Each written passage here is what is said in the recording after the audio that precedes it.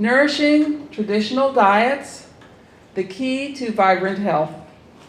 And we are going to talk about what really is a healthy diet today. How many of you are confused about how you should eat?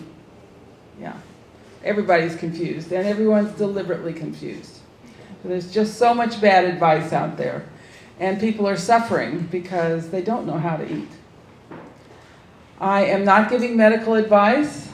This is for educational purposes only. So what is a healthy diet? We have all kinds of diets out there. We have the Atkins, carnivore, keto type diets that rely heavily on meat. Then we have on the other extreme the vegetarian or vegan diets, about which many fantastic claims are made. And then we have what I call dietary schemes. Zone, all raw, macrobiotic, South Beach. Remember the South Beach diet? Came and went. Juicing, food combining, blood type, metabolic typing. I call these schemes because they were all made up by men.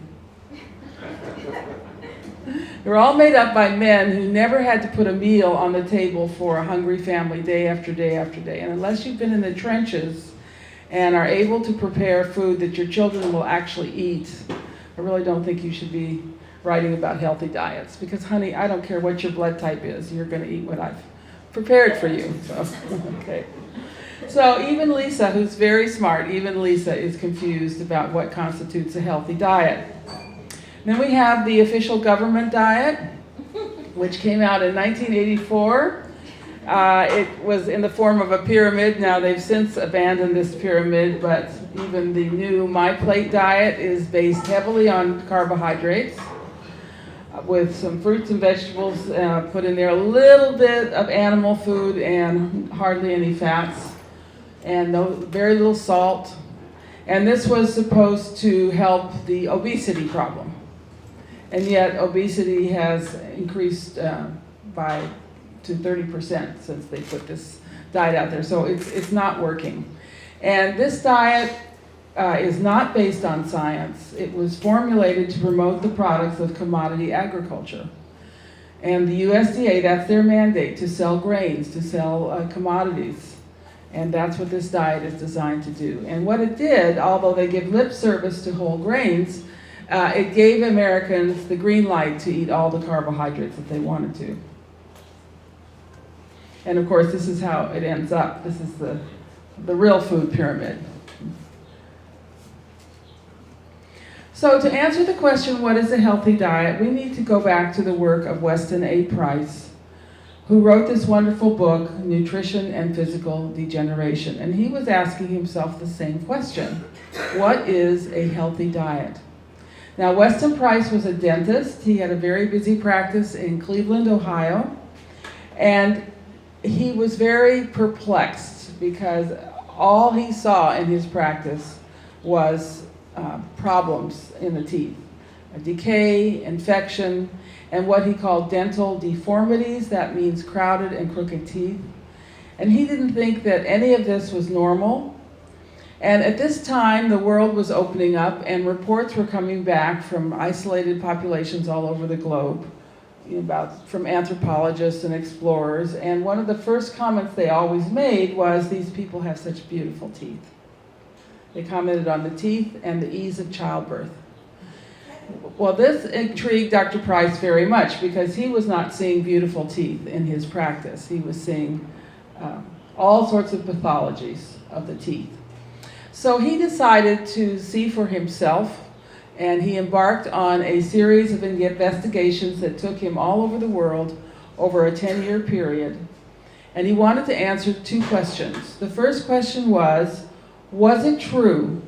Was it true that there were people with perfect dental health, and by inference, perfect overall health? Because it was axiomatic in those days, if you had good teeth, you were healthy. That's how they chose recruits for the Army and the services. They looked at their teeth. If they had good teeth, they knew that they were going to be strong and sturdy. So was it true? Could he find healthy people in these isolated populations having healthy teeth and then healthy overall? And the second question he wanted to answer was, if he could find these people, what were they eating? What kind of diets supported excellent dental health, excellent overall health? He wasn't interested in what unhealthy people were eating. In fact, he said, I have no controls in this country. Everybody's sick. So he wanted to know what the diets were of healthy people. So we'll just look at a few places that Dr. Price went. He did these experiments or these studies at the most opportune time when diets were changing. He could still find isolated healthy people.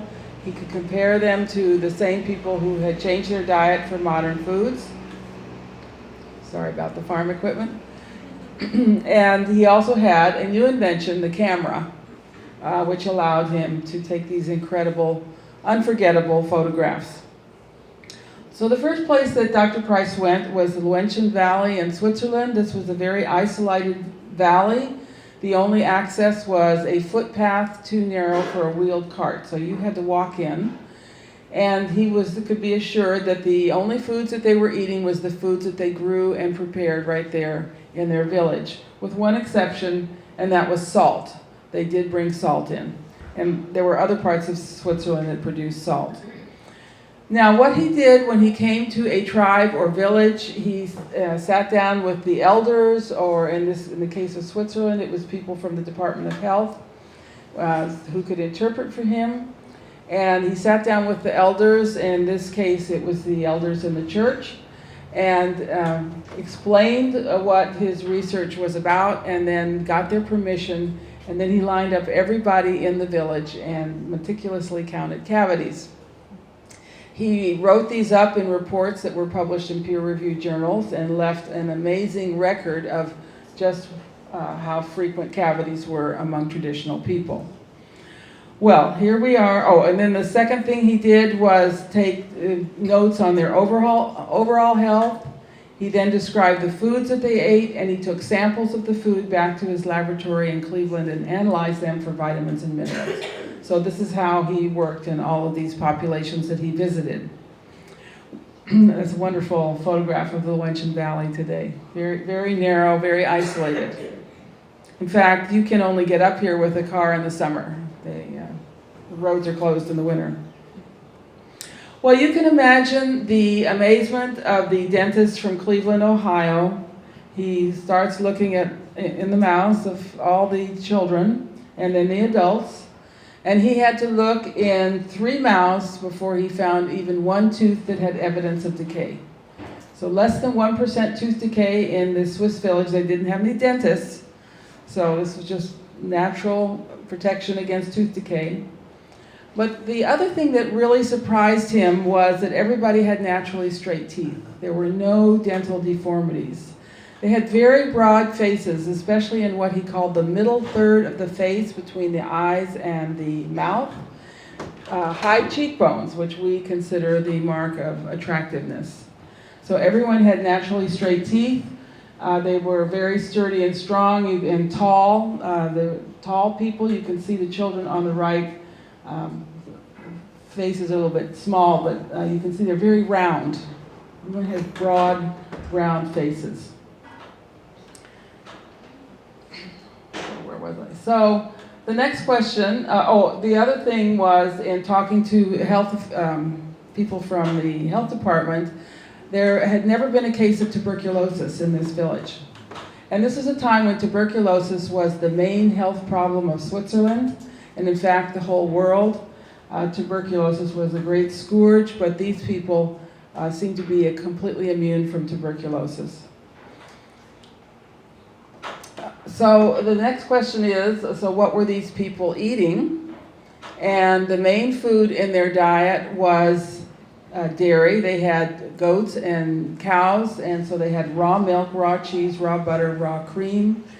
The athletes, during their performances, they had contests throughout Switzerland. They drank bowls of pure cream. That was considered very good food for athletes.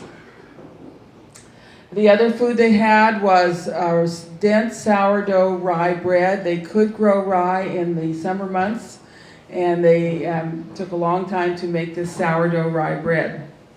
So the 2 main foods were dairy foods and grains. And this brings me to the so-called paleo diet. The paleo diet, the premise of the paleo diet is that to be healthy, we just avoid these two foods that are new to the human species, dairy foods and grains. But here was a superbly healthy population living on dairy foods and grains. So I don't think much of this paleo diet idea.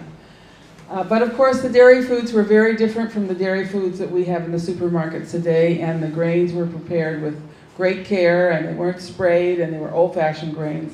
We'll come back to this whole subject of grains. They did eat meat. They usually killed a calf or a goat once a week, and they ate the whole animal. They ate the blood. They put the blood into rye pancakes. They made blood sausage. They ate the organ meats. They cooked the bones.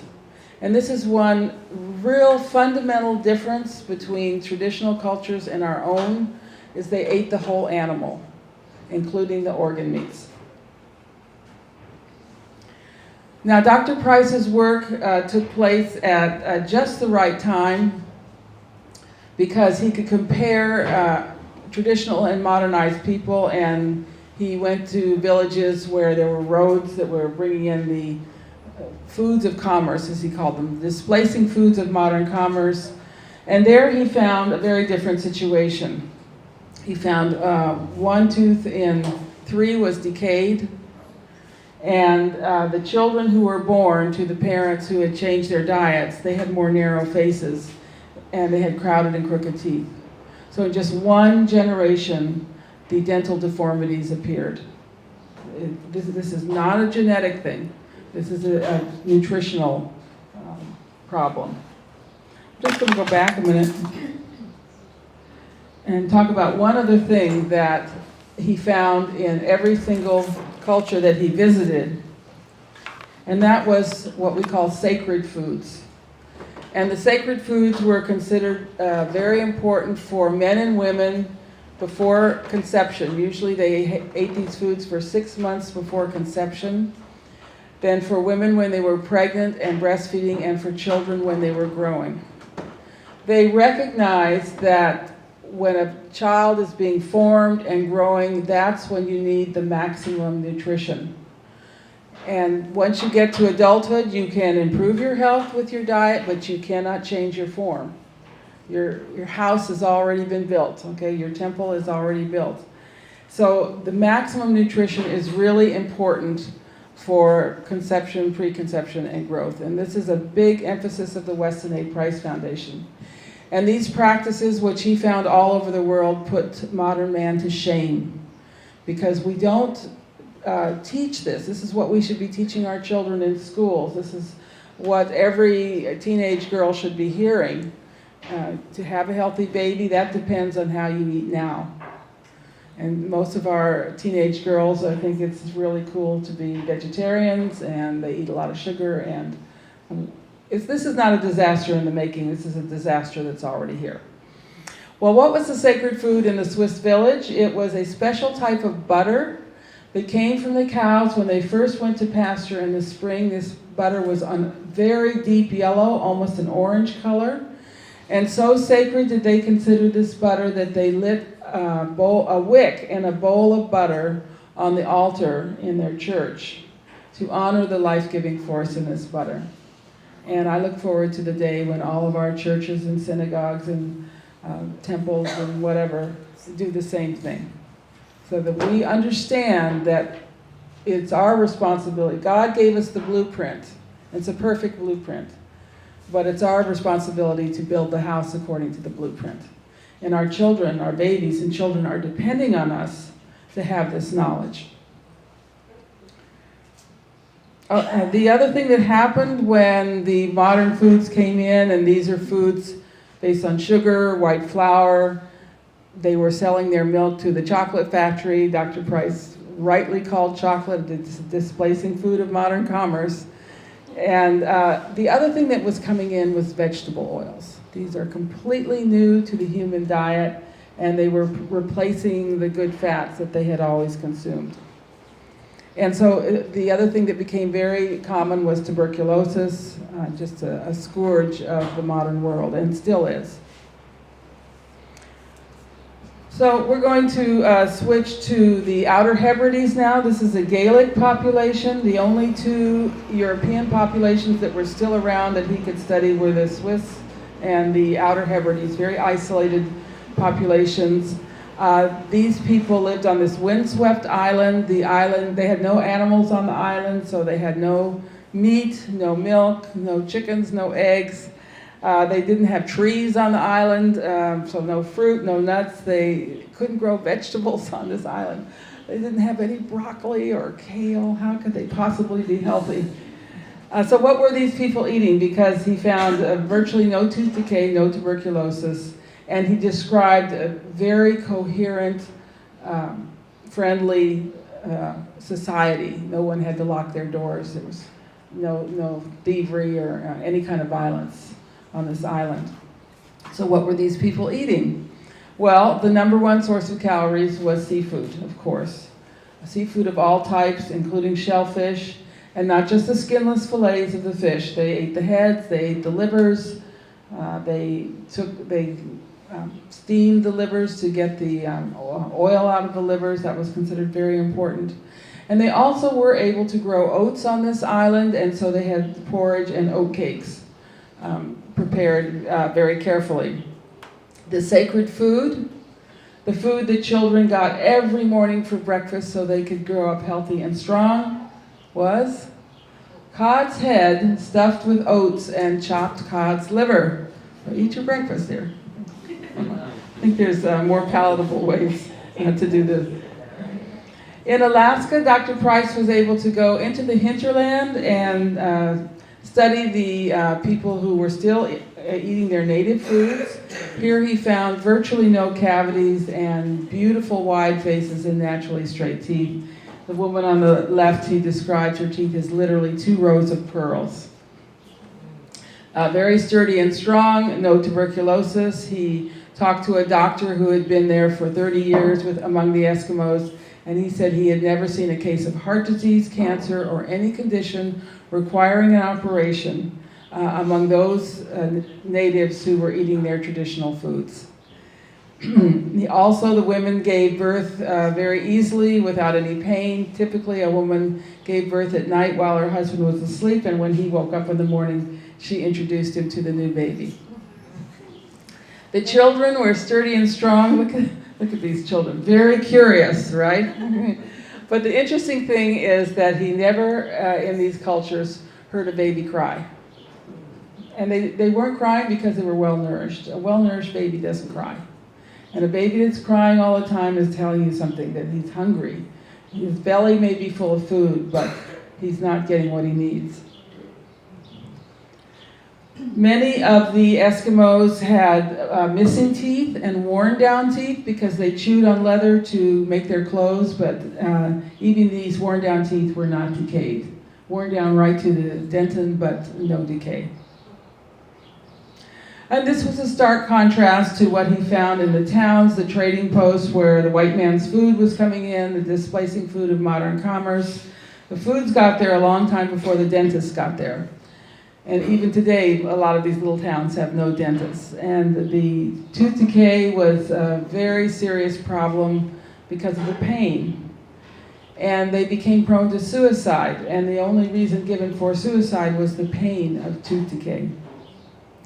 They became prone to tuberculosis, and then in just one generation, the faces became more narrow. There were dental deformities, overbites, underbites, and that's a nutritional problem. You are not providing the body with the nutrients it needs to build according to the blueprint. And the blueprint of every person on this planet, we're all children of God, we all have the same blueprint, and that is to have a wide, attractive face and naturally straight teeth. That is the blueprint. A major component of the Alaskan diet was seal oil, which they're carrying in this leather bag here. The seal oil was used as a major source of calories, used for cooking, used for dipping. They had this Eskimo Ice Cream, which was made by whipping the seal oil until it became frothy, and then they would add a few berries. And that was the Eskimo Ice Cream. Today they make the Eskimo Ice Cream out of whipping Crisco. Yeah. Naturally, they ate a lot of fish, and the fish were either cooked, sometimes they were eaten frozen. If they were out hunting, they would eat frozen fish. And the fish were also fermented. They were thrown into a hole and allowed to get kind of rotten, and the consistency of ice cream, and that was considered a real delicacy, the fermented fish.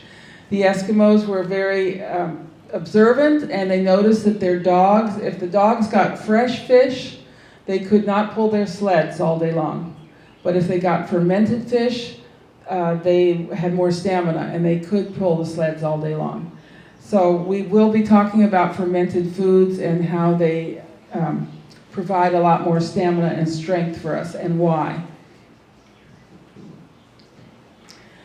These are salmon eggs drying in the sun, fish eggs. And when Dr. Price asked them why they went to such trouble to preserve these salmon eggs, they said, we need these fish eggs so we can have healthy babies. And the fish egg is an extremely nourishing food, and this is something that we definitely encourage. I know when my daughter was pregnant, my gift was I sent her caviar every now and then. So very important food, nutrient-dense food, especially for pregnancy and for healthy babies. These beautiful Indians lived in the Seminole Indians lived in the Florida Everglades. He had to sit there for 2 weeks before they gave him permission to photograph them. But you can see what beautiful looking people these are. They have broad faces, naturally straight teeth. What we're seeing here is the full expression of the genetic potential because the building materials are abundant in their diet. Now let's compare our beautiful Indian princess in the upper right with someone from her same tribe. It's the same genetics, same environment, but a different diet. Her parents were eating the white man's processed food, and you can see that the face is much more narrow and the teeth are crooked and crowded. And the teeth are a mirror to the rest of the body. This is the only part of the body where we can see inside, right? But if the teeth are not formed properly, if there's not enough space for them, it's a sign that there will be problems in the rest of the body. Nothing has been formed to the maximum. So we like to say the teeth tell the tale. When the teeth are naturally straight, it means there's going to be plenty of room in the head for the pituitary, the pineal, the hypothalamus. The sinus cavities and the ear tubes will be capacious, so they will be very immune to infection. And I do like to point out that the hypothalamus is the master gland.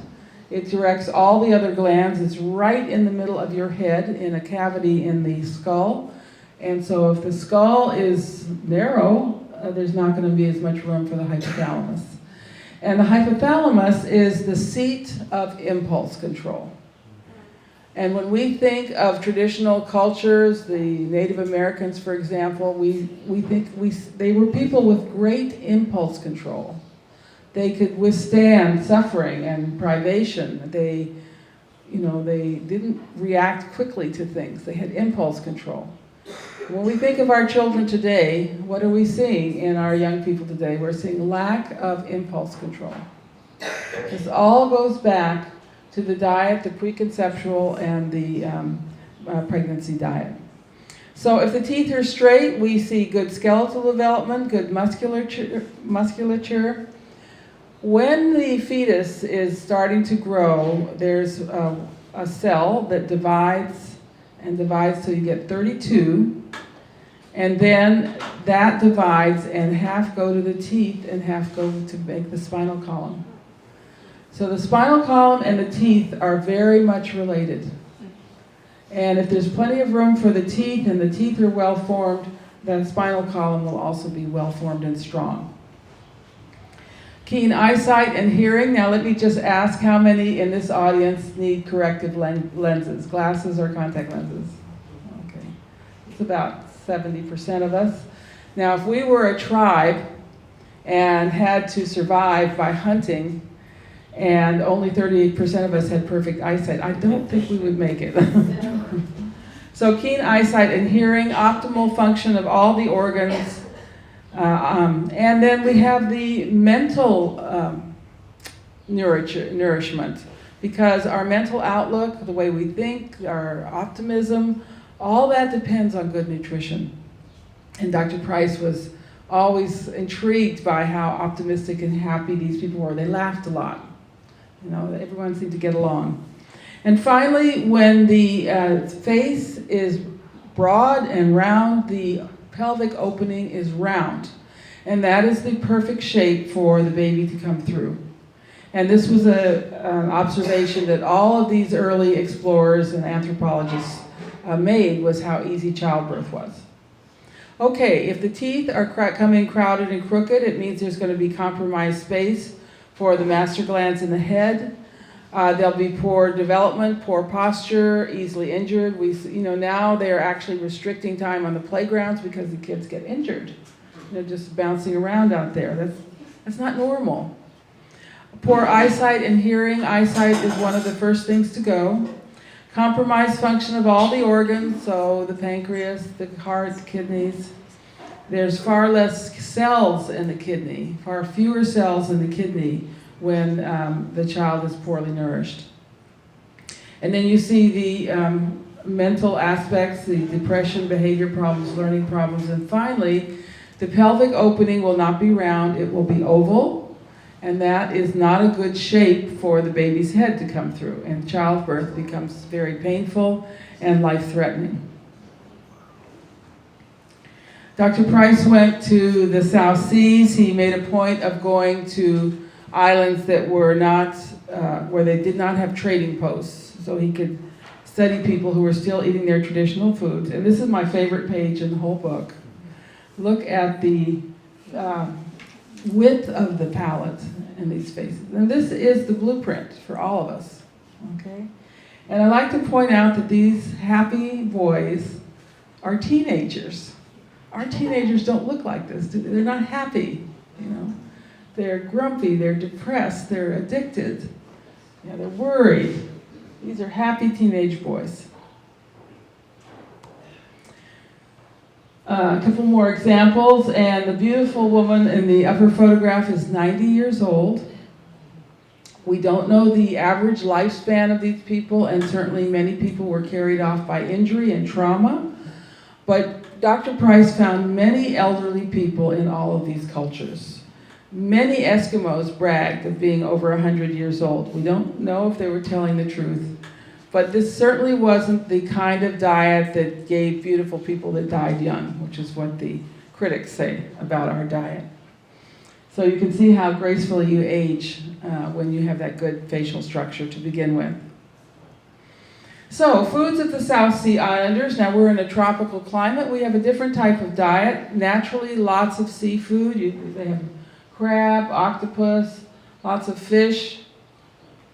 They have pigs. Pigs were a sacred food brought by Captain Cook. Once the pig arrived, they were immediately recognized as a sacred food. They cooked the pigs in underground ovens, being careful to reserve all the blood and the fat. That was put into vessels made of banana leaves and cooked in these same ovens. They had a starchy food. This was actually a fairly high carbohydrate diet. They had yams or taro. This is on the lower right is the taro root. They've got the pig wrapped in the taro leaves, but the taro root is also fermented, put in a hole and allowed to ferment. And the boy on the left is having a snack, which he did not get from a vending machine. He's eating a delicious fatty sea worm. This is a fabulous photograph that was sent to me by Kay Baxter in New Zealand. This is Tahiti. Can you guess what these are? Well, I told you what they are, right? They are shark stomachs, and they put the liver inside the shark stomach and let the livers ferment, and then they capture the oil that drips out. This is fermented shark liver oil, and this was a sacred food considered very important for having healthy babies. The contrast between these healthy, happy native people eating their traditional foods and those on the modernized diet was just tragic. They suffered from tremendous tooth decay that caused terrible suffering, and then the next generation, the altered facial structure and a narrowed face, and those happy expressions are not there anymore. So this photograph perfectly illustrates the difference between normal facial development on the right and what I would call modern facial development on the left. These young people are obviously very similar genetics from the same tribe, but what you're seeing on the right is very strong facial bones. So the face can be wide, and all those little bones in the face and the skull are broad, okay? On the left, you've got less robust, less strong facial development. Let's just say that you had a blueprint to build a house, and your house was going to have a nice wide front door. And when it came time to build your house, you just bought the cheapest materials, or you couldn't find good materials. And to build a house that would still stand up, you would need to make your door narrow, because if you built a wide door, your house would collapse. So this is an adjustment that your body makes when the building materials are not optimal. It builds more narrow. And that's exactly what we're seeing there. Here are some dental casts taken by Dr. Price. On the right, you have a healthy, primitive adult. On the left, you have a typical American adult, also adult. So you see down below, on the right, what you're seeing is beauty, strength, order. This is the natural blueprint. And on the left, you're seeing weakness, chaos, physical degeneration. And in studies with animals, they find that when you get this kind of change because of poor diet, each generation becomes weaker, and finally, after about 4 generations on this diet, there's no more reproduction. Now, we are on our 3rd and 4th generation of processed food in this country, and what are we seeing? Widespread infertility. And many, many of the children today will grow up and not have offspring. So we are in the 11th hour here. The situation is very serious, and unless we turn things around ourselves and help others turn things around, there's no future for us. I included some drawings of architectural arches, because an arch made of stone is just very similar to an arch with teeth in it. If the bones are not strong, if the stones are not strong, the arch will fall down. And these are typical dental deformities that dentists are seeing today. They give all kinds of explanation. They say it's genetic. Oh, it's just genetic. Or it's thumb sucking. The latest theory is that this is caused by the fact that we eat soft food today. This is a really... I mean, there have been books written about this. There was a book called Jaws, and they said it's because we eat soft food today. Well, this is just a supposition, because you can tell when a child is born if it has good facial structure. And the first foods that babies eat are always soft. They're mother's milk and purees and things. So that's not a very good explanation, in my opinion. No, these are nutritional problems caused by inadequate diet while the mother is pregnant, and then when the child is growing. So the first bone in the body that's affected by poor nutrition is the maxilla. This is the upper jawbone, this purple bone. And every other bone in the head touches in some way on the maxilla. So the maxilla determines whether you'll have a broad face, wide cheekbones, broad middle third of the face. And then the second bone that's affected is the mandible, which is the lower jawbone. And so it comes right out in the facial structure. So I have a few photographs of my own. This beautiful woman was born in the 1920s. She looks like, the old black and white movies, all those beautiful actresses. This was the way people looked in those days. And her diet she did not have to eat cod's head stuffed with chopped cod's liver or anything weird. She grew up on whole raw Jersey milk, pasture-fed Jersey milk, lots of butter and cream. There were not a lot of crackpots in those days telling people not to eat butter and cream. They put butter on everything, and they put cream on the fruit. Lots of shellfish. She lived in the Chesapeake Bay area, and they had fish, crabs, oysters, shrimp. And fish eggs were a very important part of the diet. The shad roe in the spring everybody ate the fish eggs. They knew this was healthy for them. They ate meat, and they also ate liver. They ate liver once a week. Why? Because the doctors told them to. Mothers were told to cook liver once a week in order to avoid anemia.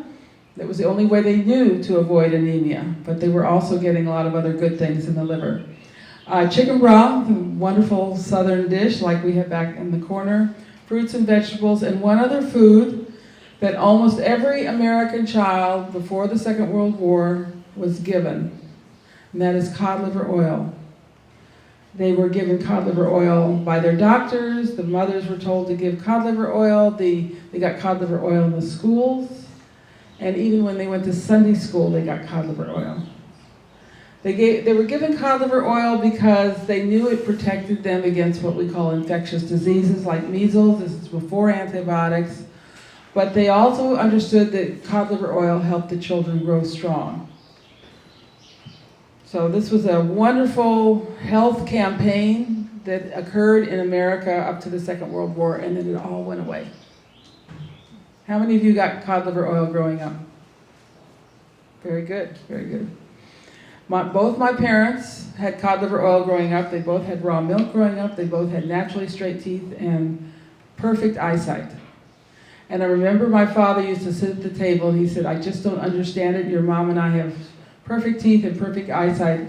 How come all you kids need braces and glasses?" Well, we weren't getting cod liver oil. We weren't getting whole milk, or raw milk. We never got liver. My mother was a great cook, but we had whole food, but we didn't get these really nutrient-dense foods. This is a photograph of the sister of Mrs. Bowen on this farm. So a Southern Maryland woman, look at her face. Look how round her face is, okay? This was a beautiful diet here in this part of the world. People drank lots of milk. It was raw milk, of course. Wonderful seafood, butter. I had an old-timer tell me that when they sit down to dinner, there was a plate with a big ball of butter on it, like a half a sphere. He said it looked like cheese. It was so orange. And we didn't just take a scraping of butter. We took an inch. We sliced an inch slice of this butter ball and put it on our food. They were eating a lot of pastured butter. Lard and pork, chicken, beef, game, and liver. So this was a wonderful, the Chesapeake diet, you can't do any better. And we need to get back to embracing all of these foods. This is from a Central American village.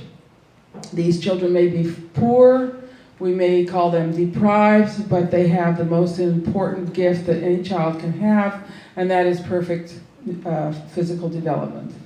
Broad faces, naturally straight teeth. This might be called a plant-based diet. They have a lot of rice and beans. It's a poverty diet, but they have some very good nutrient-dense foods also, raw goat milk, plenty of seafood, organ meats. When they kill an animal, they eat the whole animal. And insects. I know there's a big controversy about insects these days. I don't want to eat insects, but insects are a very important nutrient-dense part of many diets. By contrast, modern children have narrow faces. Almost all of them need braces to straighten their teeth. They're plagued with allergies, asthma, skin problems, developmental problems, learning disabilities, behavior problems, and very often addictions. But there's good news. There's good news. Here are some of the beautiful babies born to Weston Price parents who had the love and the wisdom for the next generation to change their diet, to eat nutrient-dense foods before conception, to prepare for conception, and during conception, breastfeeding, and the growth of the children. These are our hope for the future. We have so many problems in the world today. I think if we can just concentrate on bringing healthy children into the world with good, clear minds who can think, who have the will to get things done, let's let them solve the problems, okay? But we'll just concentrate on the good nutrition. So by now you may be even more confused than when we started, because I said I was going to tell you what a healthy diet was. But there's obviously a lot of variety in these diets. Some had no plant foods at all. Some had very few animal foods, some of the African diets, for example. Some were high carb, some were low carb, some had mostly cooked food, some had large amounts of raw food, some had dairy and some didn't, some had grains and some didn't, some had fruits and some didn't. So how can we make any sense of this? So what we've done at the Weston A. Price Foundation is we've come up with what we call our 11 principles, 11 characteristics of healthy traditional diets. Principles 1, 2, 3, and the last one, principle 11, were formulated by Dr. Price, and then principles 4 through 10 were formulated by us, with a lot of study of what we find in all traditional diets. So let's go through the principles. Okay. The first principle is there were no refined or denatured foods in the healthy traditional diets. Now, the refined foods of modern commerce that Dr. Price was talking about in the 1930s, it was a rather short list, included sugar, white flour, vegetable oils, just coming on the market, canned foods, and condensed milk. The list is much longer today. Not only do we have refined sugar, we have high fructose corn syrup, which is much, much worse than sugar. It's this really fake fructose that your body can't do anything with except put it into fat or put it into your bloodstream. You do not get any energy out of high fructose corn syrup. And you know, you don't see high fructose corn syrup on the labels anymore, do you? Because they've gotten permission to just call it fructose. So there was such a uproar about high fructose corn syrup that they changed the way they labeled it. That's how they solved that problem. A white flour, there's your dietary guidelines that gave us permission to eat all the white flour we wanted. Pasteurized milk and skim and low-fat milk, these are not whole foods. These are foods in which valuable components have been destroyed or taken out. Hydrogenated fats and refined vegetable oils, we'll talk more about those. Protein powders. Protein powders are not natural foods. They are very damaging foods, and we will come back to this idea and explain what the science tells us about protein powders. They should not be in the food supply. And finally, all the additives, artificial sweeteners, and really I should add to this the agricultural chemicals like glyphosate. You know, our food, our soil is just poisoned today. Life in its fullness is Mother Nature obeyed. This was Dr. Price's saying.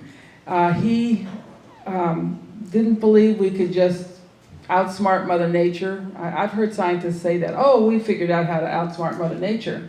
But I'm sorry, Mother Nature bats last, and we cannot outsmart Mother Nature. And to live life in the fullest, we need to learn to obey these principles. And factory foods are not Mother Nature's foods.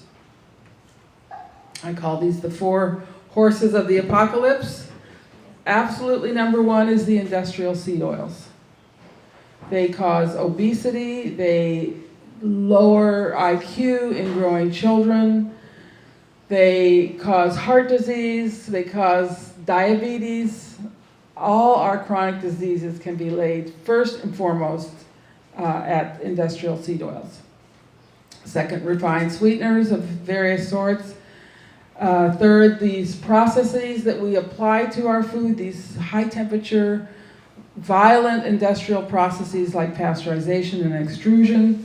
And finally, the additives, MSG, Cinnamix, agricultural toxins, and our food is just loaded with them. Okay, second principle, and this was called Dr. Price's greatest disappointment.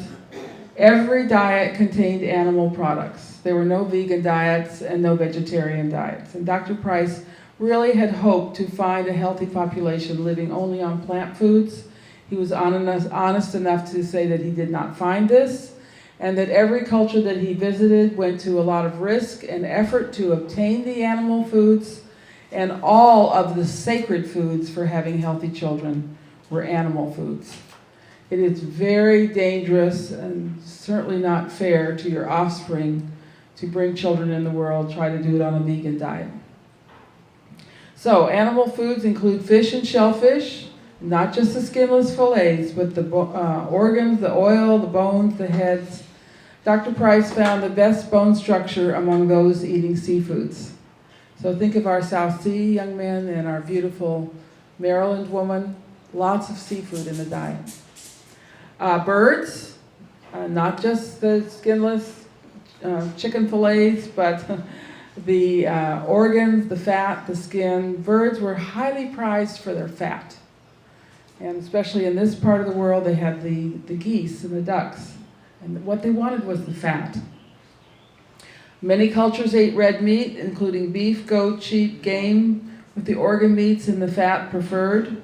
We should include pig in there as well.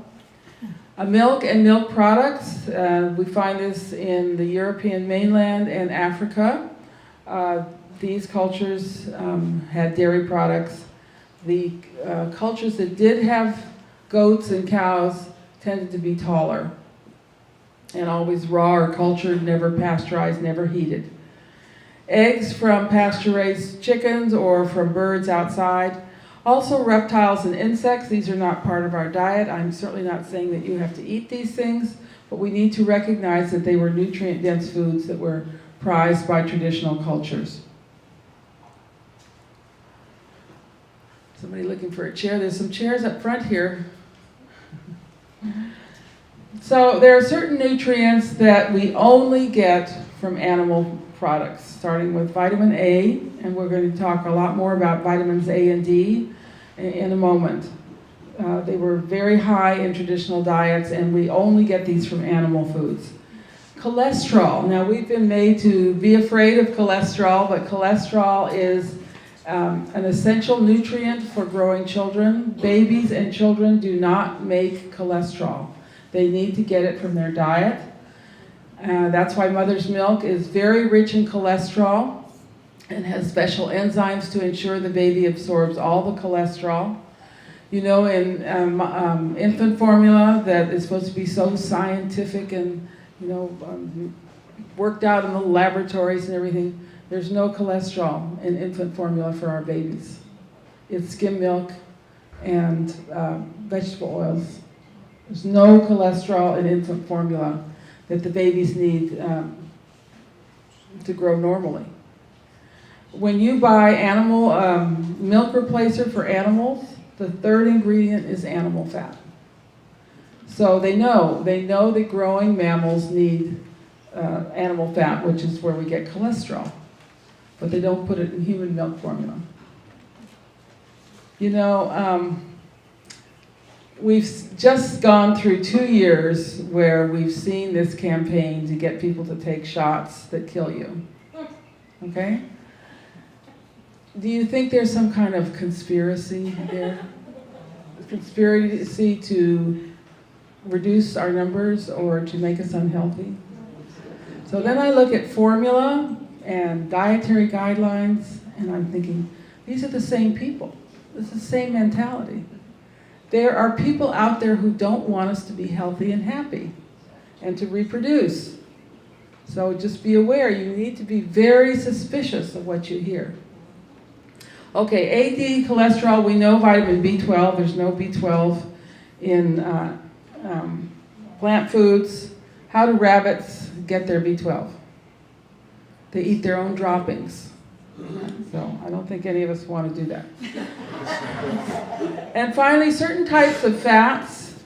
There are very long chain fats. One's called arachidonic acid, EPA, and DHA. We only get these from animal foods. Now, there are many nutrients that we find in plant foods. They're there, but they're much more easily absorbed from the animal foods, starting with calcium. There really are only 2 good sources of calcium for human diets. One is dairy foods, and one is bones.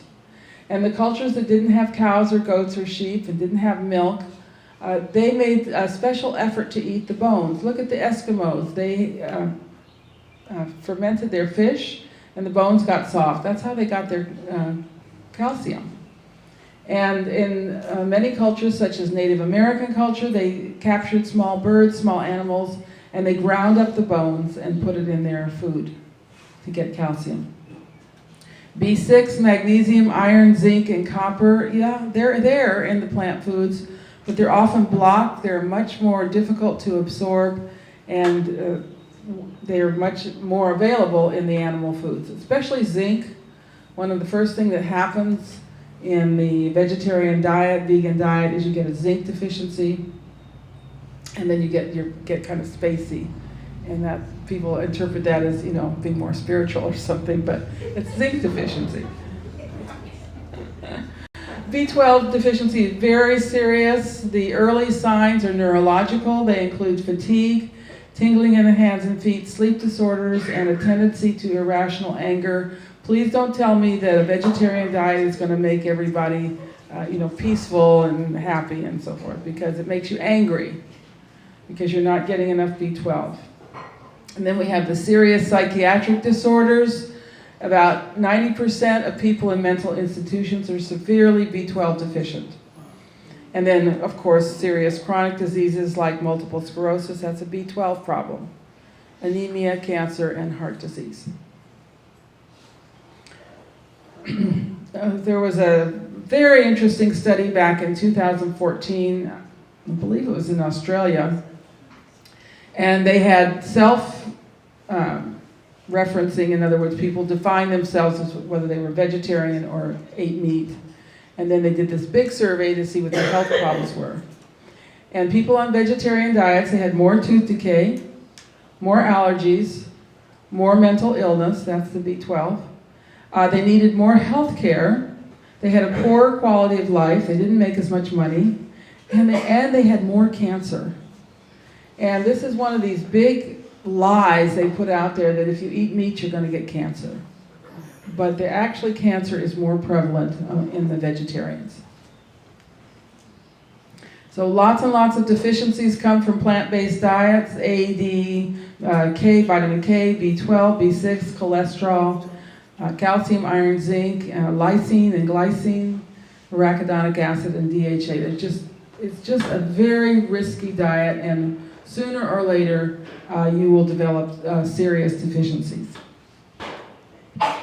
Okay, why don't we, let's see, no, I'll do one more principle and then we'll take a break, okay?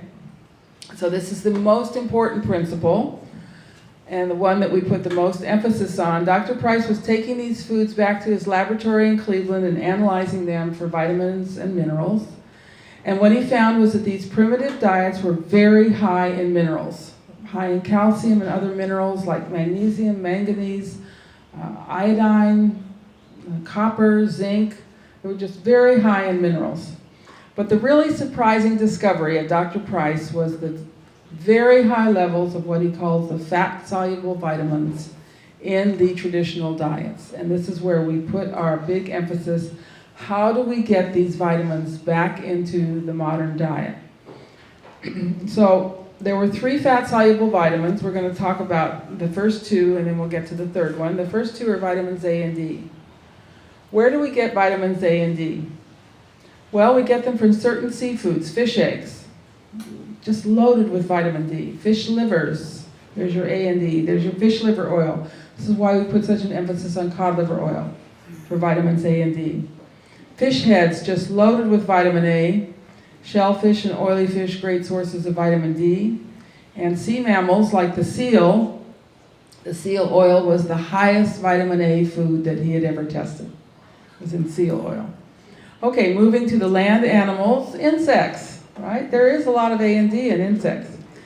But more to the point, butter and cream, egg yolks, liver, organ meats, and animal fats from animals raised outside on pasture in the sunlight. Now, what do you notice about this list? Butter, cream, egg yolks, liver, organ meats, animal fat.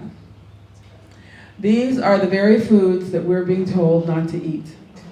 We shouldn't have butter and cream because they're too high in saturated fat, and egg yolks are too high in cholesterol, and you'll poison yourself if you eat liver and organ meats. And whatever you do, don't eat animal fat. You eat lean meat and skinless chicken breasts. Okay? And what I'm telling you is just the opposite. If you don't remember anything else from what I said today, remember this slide. And if you can just maximize your intake of butter, cream, egg yolks, liver, organ meats, animal fat, fish eggs, fish liver oil, shellfish, that's what you need to do to be healthy. It's right there.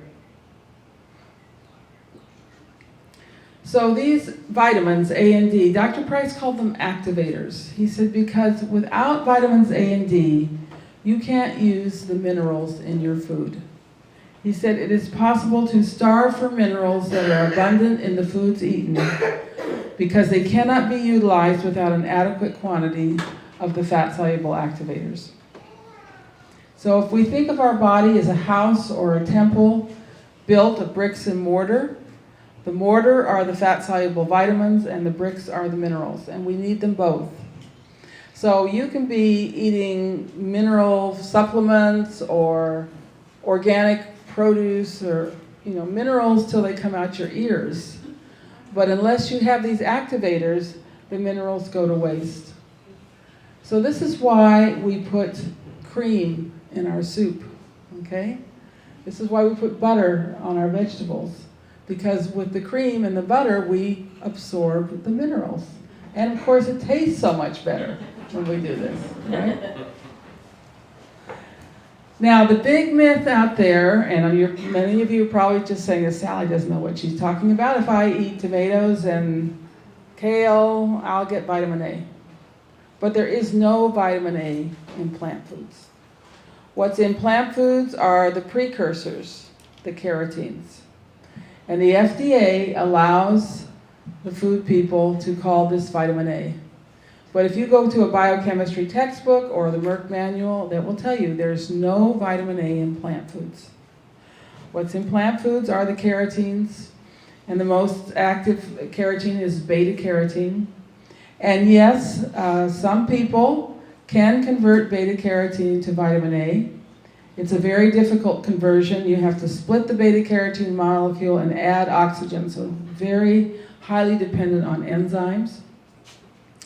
Some people can do this a little, but a recent study in England found that half of all women just completely lack the enzymes to do this.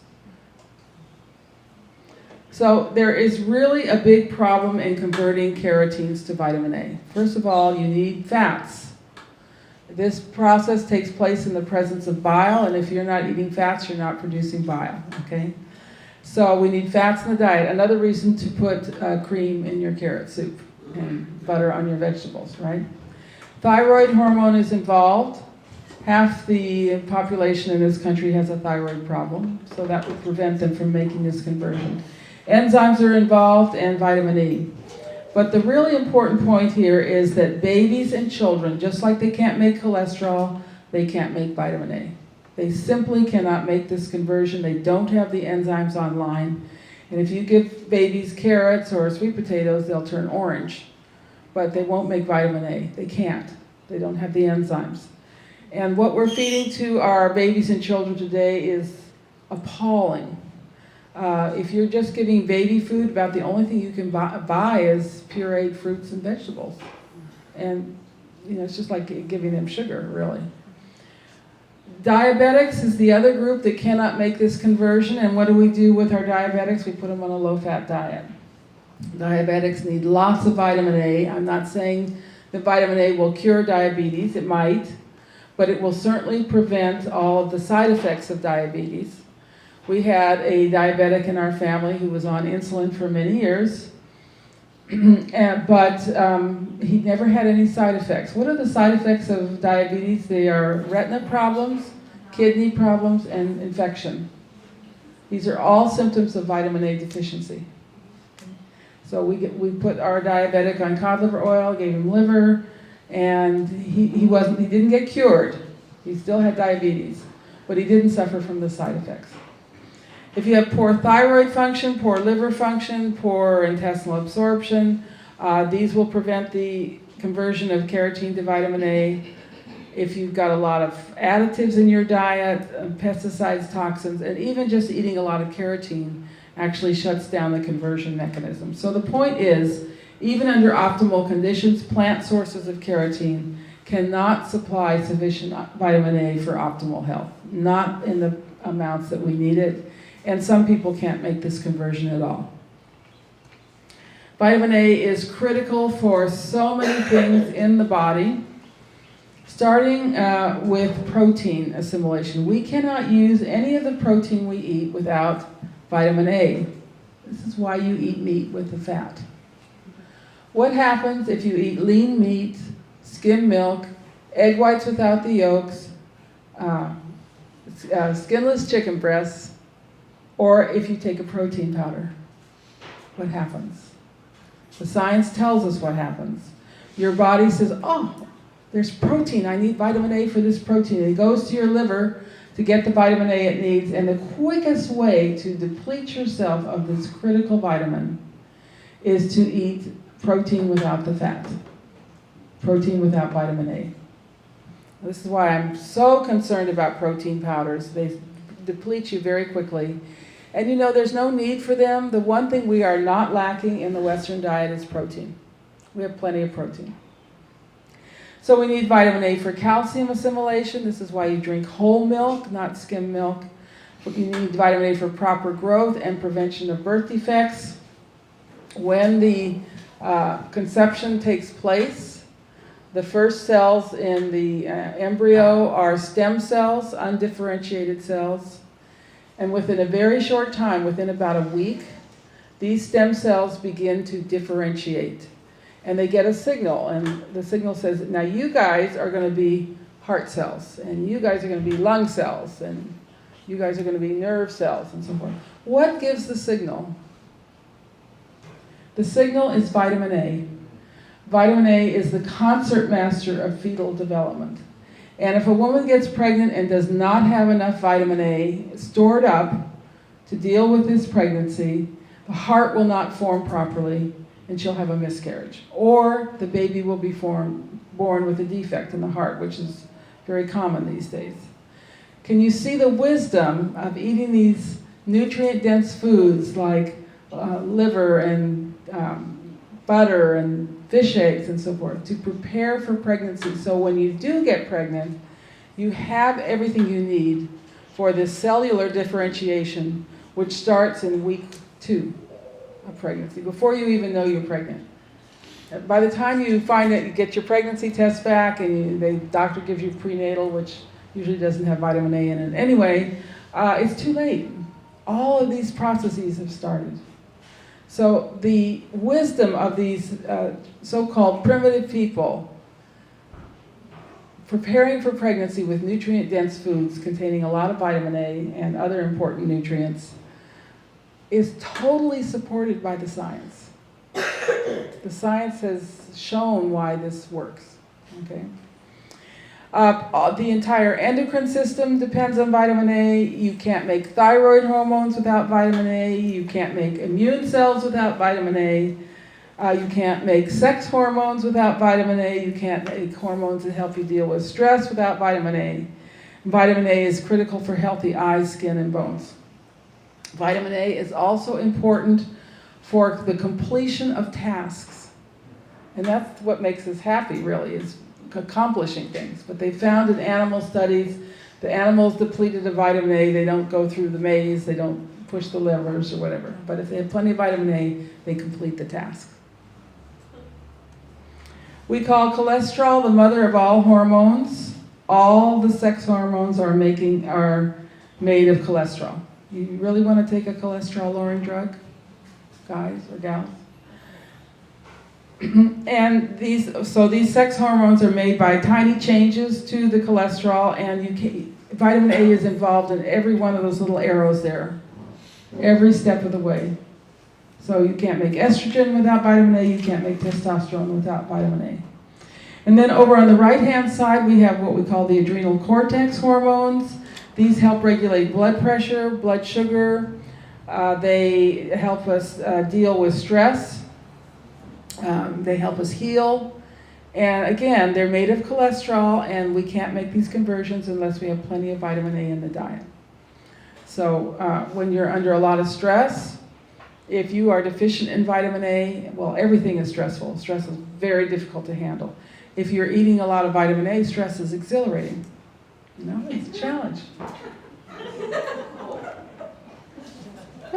Uh-oh. What did I do here? Next, please. How do I do this? Go away.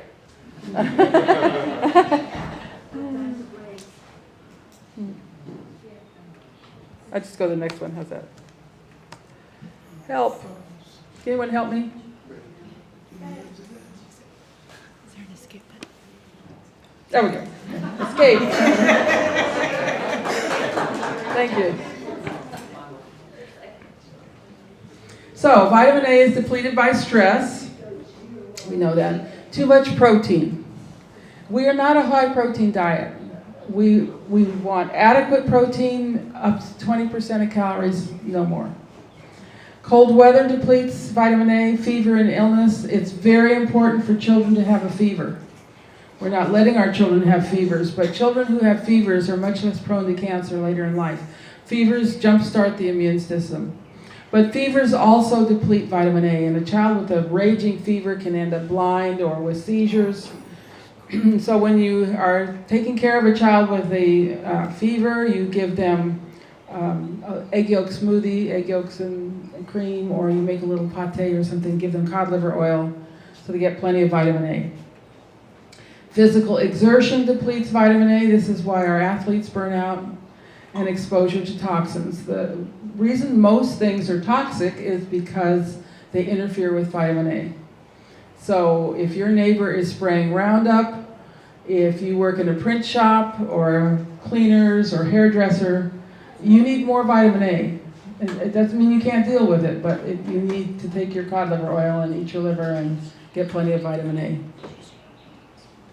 Okay, then we have the vitamin D myth, which is to get adequate vitamin D, all you need to do is expose your hands and face to sunlight 10 minutes a day and you'll get all the vitamin D you need. We now know that this is not true. We only can make vitamin D when the sunlight's directly overhead. And at this part of the world, that's July and August at midday. You want to sunbathe here in July and August midday? Well, be my guest. But the truth is, traditional cultures got their vitamin D from food. And it's pretty much the same list of foods. Fish liver oils, fish eggs, shellfish, oily fish. There's those insects again. Butter, egg yolks. Egg yolks are a really good source of vitamin D if those chickens are outside in the sun. Organ meats, fat of birds and pigs, and blood. Many cultures ate blood, and blood is a great source of vitamin D. Like vitamin A, vitamin D is necessary for pretty much everything. Healthy bones, proper growth, absorbing minerals, good muscle tone, reproduction, healthy skin. We need vitamin D to make insulin for our pancreases to work, immune system, etc., etc. We need vitamin D to feel good. We need vitamin D to make feel-good chemicals. So where do we get these vitamins in the traditional American diet? We got them mainly from dairy foods until the Second World War, and this crazy idea that we have to put our cows inside. Our cows were outside on pasture. We had pastured butter, cheese. We had chickens were outside. We ate cream. We also took our cod liver oil, and we also had liver and other organ meats, sausage, pate, liverwurst, scrapple. How many of you eat scrapple? Wonderful, wonderful food, organ meats. And it's a typical food for this part of the world. There it is, okay? Yeah, get your organ meats every morning for breakfast. And people cooked in lard. How many of you cook in lard? Good. Wonderful source of vitamin D. Great cooking fat. We've been told that lard is bad for us. That's the vegetable oil industry demonizing their competition. I love this old ad. They're happy because they eat lard. But it's true, the vitamin D in lard helps the body make neurochemicals that protect against depression. Okay, last fat-soluble vitamin is Activator X. Dr. Price didn't know what it was, but we finally figured out it's vitamin K2, the animal form of vitamin K, which the animals make out of the vitamin K1 in the grass. That's why it's so important to have our animals out in grass, okay? Vitamin K plays a very important role in growth. A sign of deficiency is the underdevelopment of the middle third of the face. We need it to put calcium and phosphorus in the bones and teeth. So what prevents tooth decay? It is vitamin K2 in your saliva. You want a lot of vitamin K2 in your diet, and then the saliva makes sure that you're constantly rebuilding your teeth with phosphorus and calcium. It prevents calcification and inflammation of the arteries. What vitamin K does is make sure that the calcium and phosphorus go to the bones and the teeth where they belong, and not to the soft tissues where they don't belong. It's involved in the synthesis of myelin and supports learning capacity, and it's vital for normal reproduction. Lord Calvert, who was one of the first aristocrats, he was in Virginia. He had a big plantation there, and he wrote something very interesting about the native people. He said if a native couple couldn't get pregnant, they went on the bear fat diet, and they ate nothing but bear fat, and it worked within a month. They would get pregnant within a month. And we have tested bear fat, and it is the highest vitamin K2 food that we've ever tested. So these three vitamins work as a synergy. A and D tell the cells to make certain proteins, and then vitamin K activates the proteins. So they all work together. You don't want to take these as supplements. If you're taking vitamin D, you're going to become deficient in A and K. And during this COVID thing, so many people were taking 10,000 units of vitamin D. Very dangerous. Very, very dangerous. And then if you take vitamin A, you'll become deficient in D and K. And that, by the way, what people were doing was taking 10,000 D and taking a vitamin K supplement. What does that do to your vitamin A? It just uses it up. So we do not recommend supplements, especially of these three vitamins. You need to get them from food. Oh, one more thing. So one thing that vitamin K does is it prevents the closing of the growth plates before they're supposed to close. And we have growth plates at the end of the long bones. So if you have plenty of vitamin K in your diet, you're going to grow tall because the growth plates don't close, okay? We also have growth plates in the maxilla, at the side of the maxilla, the upper jawbone. And so if you want the face to be wide, get plenty of vitamin K in the diet while they're growing. So those growth plates don't close. Where do we get vitamin K? K2, bear fat. Emu oil and high vitamin butter oil.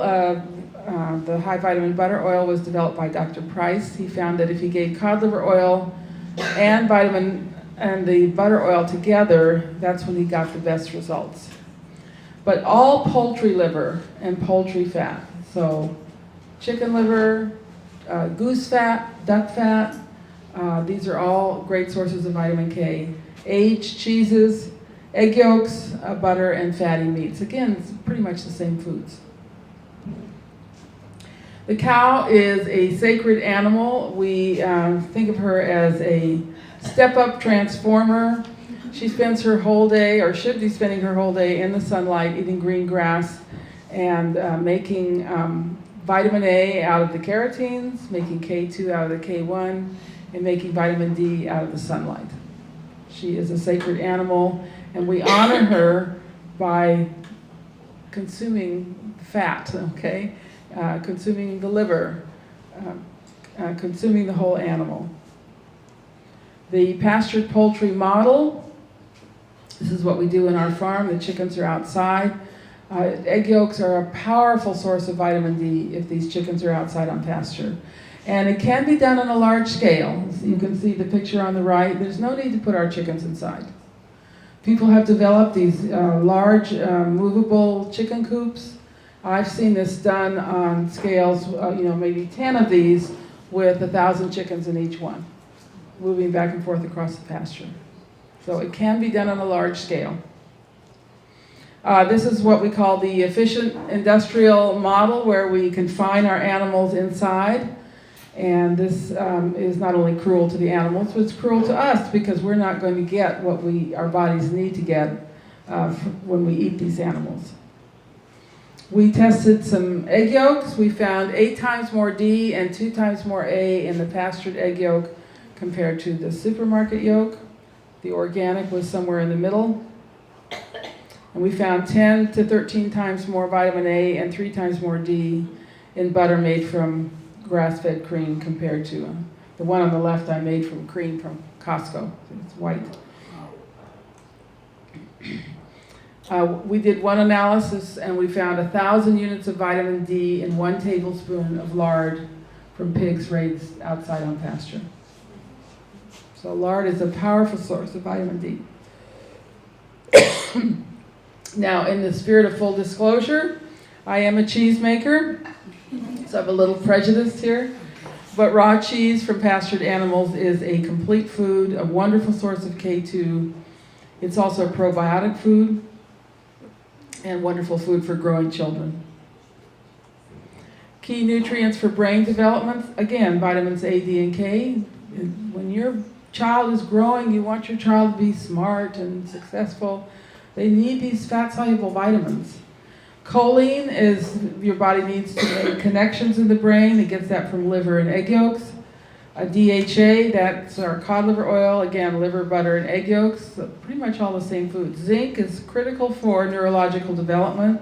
Best source of zinc is red meat, also shellfish, and cholesterol, again, from the rich animal foods. No food is higher in nutrients than liver. Look at B6 and B12 compared to red meat. If you're on a budget and can't afford to eat red meat every day, if you eat liver once a week, you're going to get the same nutrients as eating red meat. Excuse me, if you just eat liver once a week, right, you're going to get the same nutrients as eating red meat with every meal. The 1940s newspaper article, liver should be served at least once a week. This is what they were telling women to do, and women did it. They made liver.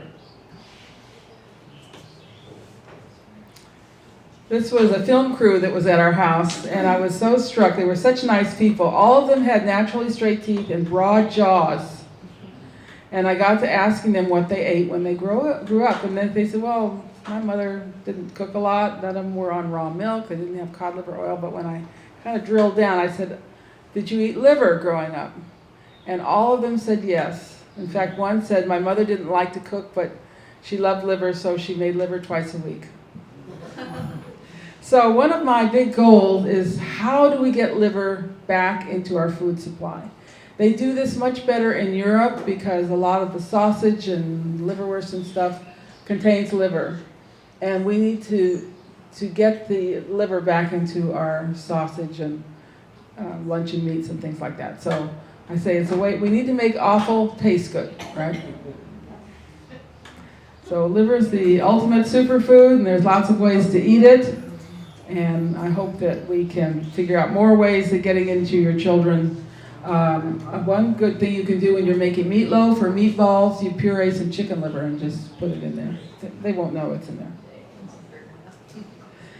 And cod liver oil, very important for children to have cod liver oil. This is an old ad for cod liver oil. Your baby, give him the help he needs to build a well-shaped head, a strong straight back, sound even teeth. Daily use is important. There's my grandchildren getting their cod liver oil. Easy to get them to do it. All right, we've talked about the 3 principles enumerated by Dr. Price. Now we're going into some that we have added based on lots and lots of research of traditional cultures. The 4th principle has to do with cooking. Should we cook our food? And the answer is yes. This is what human beings do. We do cook our food. especially grains and plant foods.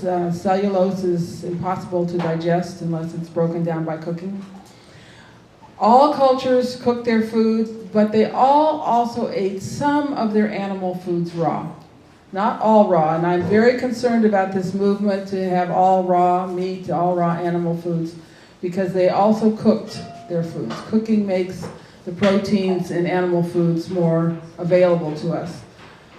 But there are good reasons to eat some raw animal foods. So examples of raw animal foods include raw milk, butter, and cream, raw cheeses, raw and marinated fish, raw shellfish like oysters, and traditional ethnic raw meat dishes such as steak tartare, carpaccio, and kibbeh, which is raw lamb from the Middle East. I'm intrigued by the fact that every country in Europe has at least one raw animal food that's eaten occasionally. Not all the time, but they do eat raw meat occasionally. And I think one of the reasons that we do need raw animal foods is to get B6. Vitamin B6 is very fragile. It's easily destroyed by heat.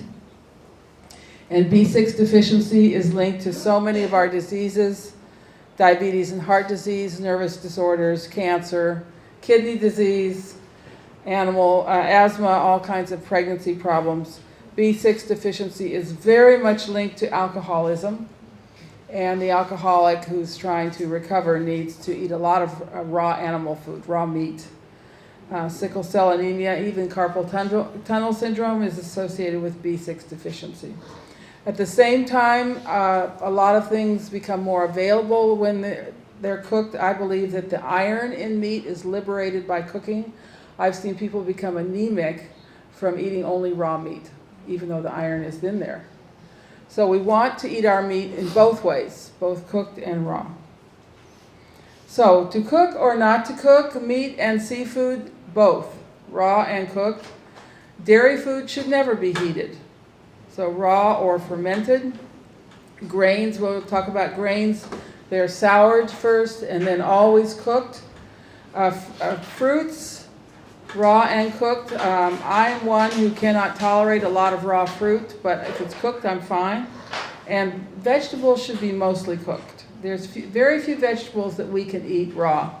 The tender salad vegetables like lettuce, cucumbers, tomatoes, that's fine. But things like kale, spinach, beans, potatoes, these all need to be cooked. Otherwise, they're toxic to us. And this gets me into my favorite subject, that of raw milk. I'm going to race through these slides because we have been told that raw milk is this terribly dangerous food that we should never, ever touch. That's the message coming out from the federal government. So what does that tell you? They're wrong, right? They're always wrong, okay? Raw milk is actually uniquely safe. Consider the calf born in the muck. First thing he does is get up and suckle on his mother's manure-covered teat. How can that calf possibly survive? How has any mammal survived with such a dirty system, you know? And that's because raw milk contains multiple redundant systems of bioactive components that reduce or eliminate pathogenic bacteria. So it has lactoperoxidase. This is an enzyme that uses hydrogen peroxide to destroy pathogens. And it's in all animal milk. It's higher in animal milk than human milk. And then these twin sister of lactoperoxidase is lactoferrin, which steals iron away from pathogens. Pathogens love iron. That's why you get pathogens where there's a lot of rust, for example. Pathogens love iron, and what lactoferrin do is ensures that the baby absorbs all the iron so the pathogens don't have any iron to grow on, but it also does a double duty, ensures that the baby absorbs all that iron and doesn't become anemic. Raw milk contains all the components of blood, neutrophils, lymphocytes, immunoglobulins. In fact, in World War I, they used raw milk for blood transfusions. It contains everything that's in blood except red blood cells. And so what raw milk does for the infant, it builds the immune system for the infant. Special fats and carbohydrates, oligosaccharides, for example. When they discovered oligosaccharides in raw milk, they thought, well, nature probably made a mistake because we can't digest oligosaccharides. But what does digest oligosaccharides? Friendly gut bacteria, all right? And many other components, mucins, which keep the bad guys from sticking to the intestinal wall, hormones and growth factors. I mean, every year we're discovering new factors in raw milk that protect the infant, help build a healthy gut wall, and ensure the assimilation of all the nutrients. Beneficial bacteria, bifidus factor, B12 binding protein ensures that the infant absorbs all the B12. Lactoglobulins, which adhere to A and D and ensure their full assimilation. So this is a five-fold protective system. 1, it destroys pathogens. 2, it stimulates the immune system. 3, builds a healthy gut wall. 4, prevents the absorption of pathogens and toxins. And 5, assures the assimilation of all the nutrients. And all of these are destroyed by pasteurization. Yeah. They're mostly reduced in pasteurized milk, completely in ultra-pasteurized milk, and most milk today is ultra-pasteurized, including organic milk. And look at infant formula. You know, there's this myth that infant formula is safe. It is very unsafe. There have been lots of illnesses and many deaths from infected infant formula. And yet they have the gall to criticize raw milk, which as far as I know hasn't caused a death in 30 years. So this is a lot of small print, but just, you know, if you have time to read all this later, just shows what happens to all these nutrients when the milk is pasteurized. Vitamin C is destroyed, B6 is destroyed, the others are not very well absorbed. Every vitamin and mineral in raw milk has a special enzyme that ensures it is 100% absorbed. No other food is like this. And when you pasteurize, then your body has to produce these enzymes, and it's a big stress and takes a lot of energy. Dairy itself is a very safe food. Even pasteurized dairy is safe and raw dairy is safe. The most unsafe food is fish and shellfish, which oysters cause 30 deaths a year. You get 30 deaths a year from raw oysters. Yet you can still buy raw oysters, right? Why is that? Because politicians eat oysters, you know? And they're not going to let the FDA take away oysters. So as soon as enough politicians have seen their children or grandchildren benefit from raw milk, we'll have raw milk everywhere. And there have been many, many outbreaks from pasteurized milk. The most recent, 2007, there were 3 deaths from fully pasteurized milk in Massachusetts. The health officials say that the reason we've had the decline in all these infectious diseases is because we pasteurize our milk. But here is a graph going back to 1900. You can see the decline in bacteria and diphtheria, whooping cough, measles, etc. Mandatory pasteurization was instituted in 1948. So all of these diseases had mostly disappeared before mandatory pasteurization. And as I said, there have been lots of illnesses from other foods. Actually, oysters was 15 deaths per year. Eggs were 30. 30 deaths per year from eggs. We still can buy eggs, right? So, in summary, raw milk is actually the safest food. It's safer than any other food. It has its own built-in safety mechanisms. Claims that raw milk is unsafe are based on 40-year-old science. It would not hold up in a court of law.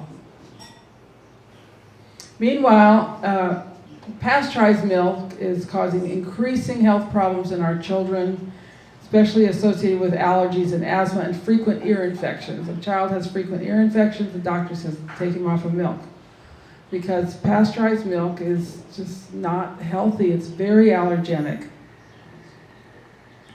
This is lactoferrin. This is what the proteins in raw milk look like. They're very complicated three-dimensional proteins. They're very fragile. And when you pasteurize, it's like bringing your hands down on a bunch of Tinker Toys. Well, somebody asked me after a talk, what are Tinker Toys? So people don't remember. Like bringing your hands down on a bunch of Legos, okay? And what happens with pasteurization is a rapid heating, and the proteins are flattened. And then your body says, this is a foreign protein. It has to mount an immune response. And this accounts for the allergies, the immune diseases later in life, juvenile diabetes, etc. So raw milk digests itself. Your body doesn't have to make any enzymes, doesn't have to do anything to digest milk. Once milk gets into the alkaline pH of the small intestine, the enzymes are activated by that pH and they digest the milk for you. Whereas pasteurized milk is very difficult to digest, requires a lot of energy and enzymes that your body has to make. Very interesting studies done in the late 1930s. The rat on top was given only raw milk, a very robust rat, good fur, good development. The ones below were given pasteurized milk. They had hairless areas due to B6 deficiency, and then very poor development. They were very scrawny. And then they looked at the bones. The pasteurized milk rats had longer bones and much denser bones. They were 206 grams compared to 146 grams. So there was the same amount of calcium in both the raw and pasteurized milk, right? But what happens? It's much more easily absorbed in the raw milk, and it goes to the bones and the teeth. And we've been talking this morning about bone structure and getting these strong bones in the face. We are lucky in America that we are a dairy country, and now raw milk is so widely available. And I think it's a very important component of the diet of growing children. And these were guinea pig studies. This shows where that calcium goes when it doesn't go to the bones and teeth. So the ones on whole raw milk had excellent growth, no abnormalities. Those on whole pasteurized milk, poor growth, muscle stiffness, emaciation and weakness. They died within a year, and when they did an autopsy, they found the calcium in the soft tissues, streaked in the heart and joints, and they didn't say arteries, but that's what atherosclerosis is. It's calcium in the arteries. And when pasteurization first came in, there were doctors saying this is causing atherosclerosis, the pasteurized milk. And it's my favorite study, 1931, Ohio State University, still doing good research in those days. The rats on whole raw milk had good growth, sleek coats, clear eyes, and they were nice little rats. They enjoyed being picked up and petted by the researchers. The ones on pasteurized milk had rough coats, slow growth, their eyes lackluster. They were anemic. Why would they be anemic? There's the same amount of iron in raw and pasteurized milk. But the lactoferrin is destroyed, so they're not absorbing the iron, okay? And they were very irritable. When they were picked up by the researchers, they tended to bite, okay? So I've had many, many parents tell me, oh, we just made one change. We switched from pasteurized to raw milk, and I can't believe how my kids have changed. They're so much nicer. They don't get in trouble. They're doing better in school. You know, I really didn't like my kids until we put them on raw milk. So yeah, you'll see a big improvement in the behavior of your children if you get them on raw milk. And since ancient times, they used raw milk as like a fasting diet to cure many diseases. This is what the Mayo Clinic was set up for, the raw milk diet. They called it the milk cure. Many studies have shown that raw milk protects against asthma, especially if it started in the very young years. And asthma kills 9 people a day in this country, many of them children. Wouldn't it be wonderful if we had something that prevented asthma? Well, we do. It's called raw milk. We also did a survey. We found that 82% of people diagnosed with lactose intolerance could drink raw milk without any problem. Raw milk is also a great source of glutathione. This is our key compound for detoxification. Really needed because we live in a very toxic world, okay? It's in the whey portion of the milk. So this is something that won't be in cheese, but will be in the milk. But it only works if it's in its raw, undenatured state. And this explains the success of the milk cure, because not only were they nourishing themselves, they were detoxifying at the same time. So we recommend raw milk for growing children, calcium for optimal growth, strong bones, strong teeth. Raw milk protects against asthma, allergies, and eczema. It builds the immune system. It protects us against toxins and helps build a healthy gut wall. Unfortunately, we have made milk in this country into an industrial product. I'm all for industry when we build cars and computers and airplanes and roads. I think industry has done wonderful things for us. But it is inappropriate to apply these industrial standards to our food, and especially to nature's most perfect food, which is milk. So these cows never leave their stalls. They never get green grass. Their average lifespan is 42 months. They're milked 3 times a day, usually for 600 days without a break, and then they are sent to the abattoir.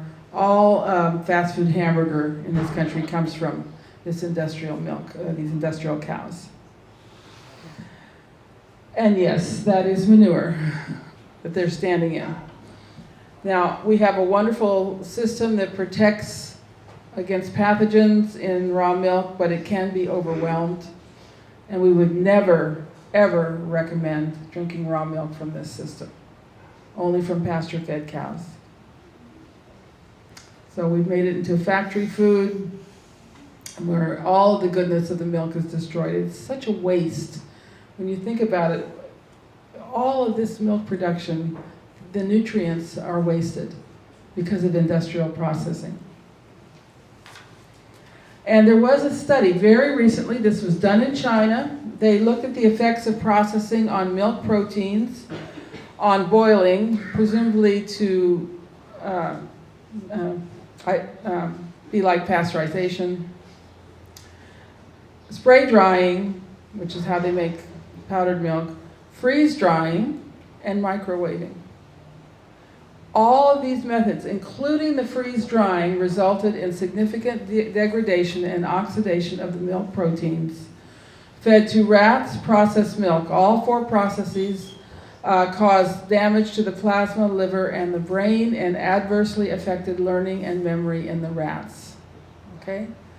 Raw milk is a wonderful, perfect food, but as soon as we process it by any measure, except making cheese, of course, we ruin it. And we're seeing a relentless decline in IQ levels of our children. Could this be the reason? And this is what they get for lunch. Non-fat spray-dried milk is the major ingredient in infant formula, flavored milk for children's lunches, whey protein powders, and non-fat milk. They actually add spray-dried milk to non-fat milk. So once you start doing these industrial processes, your milk becomes a poison. And milk consumption is declining in this country, relentlessly going down, and people just can't drink it anymore. It's too allergenic.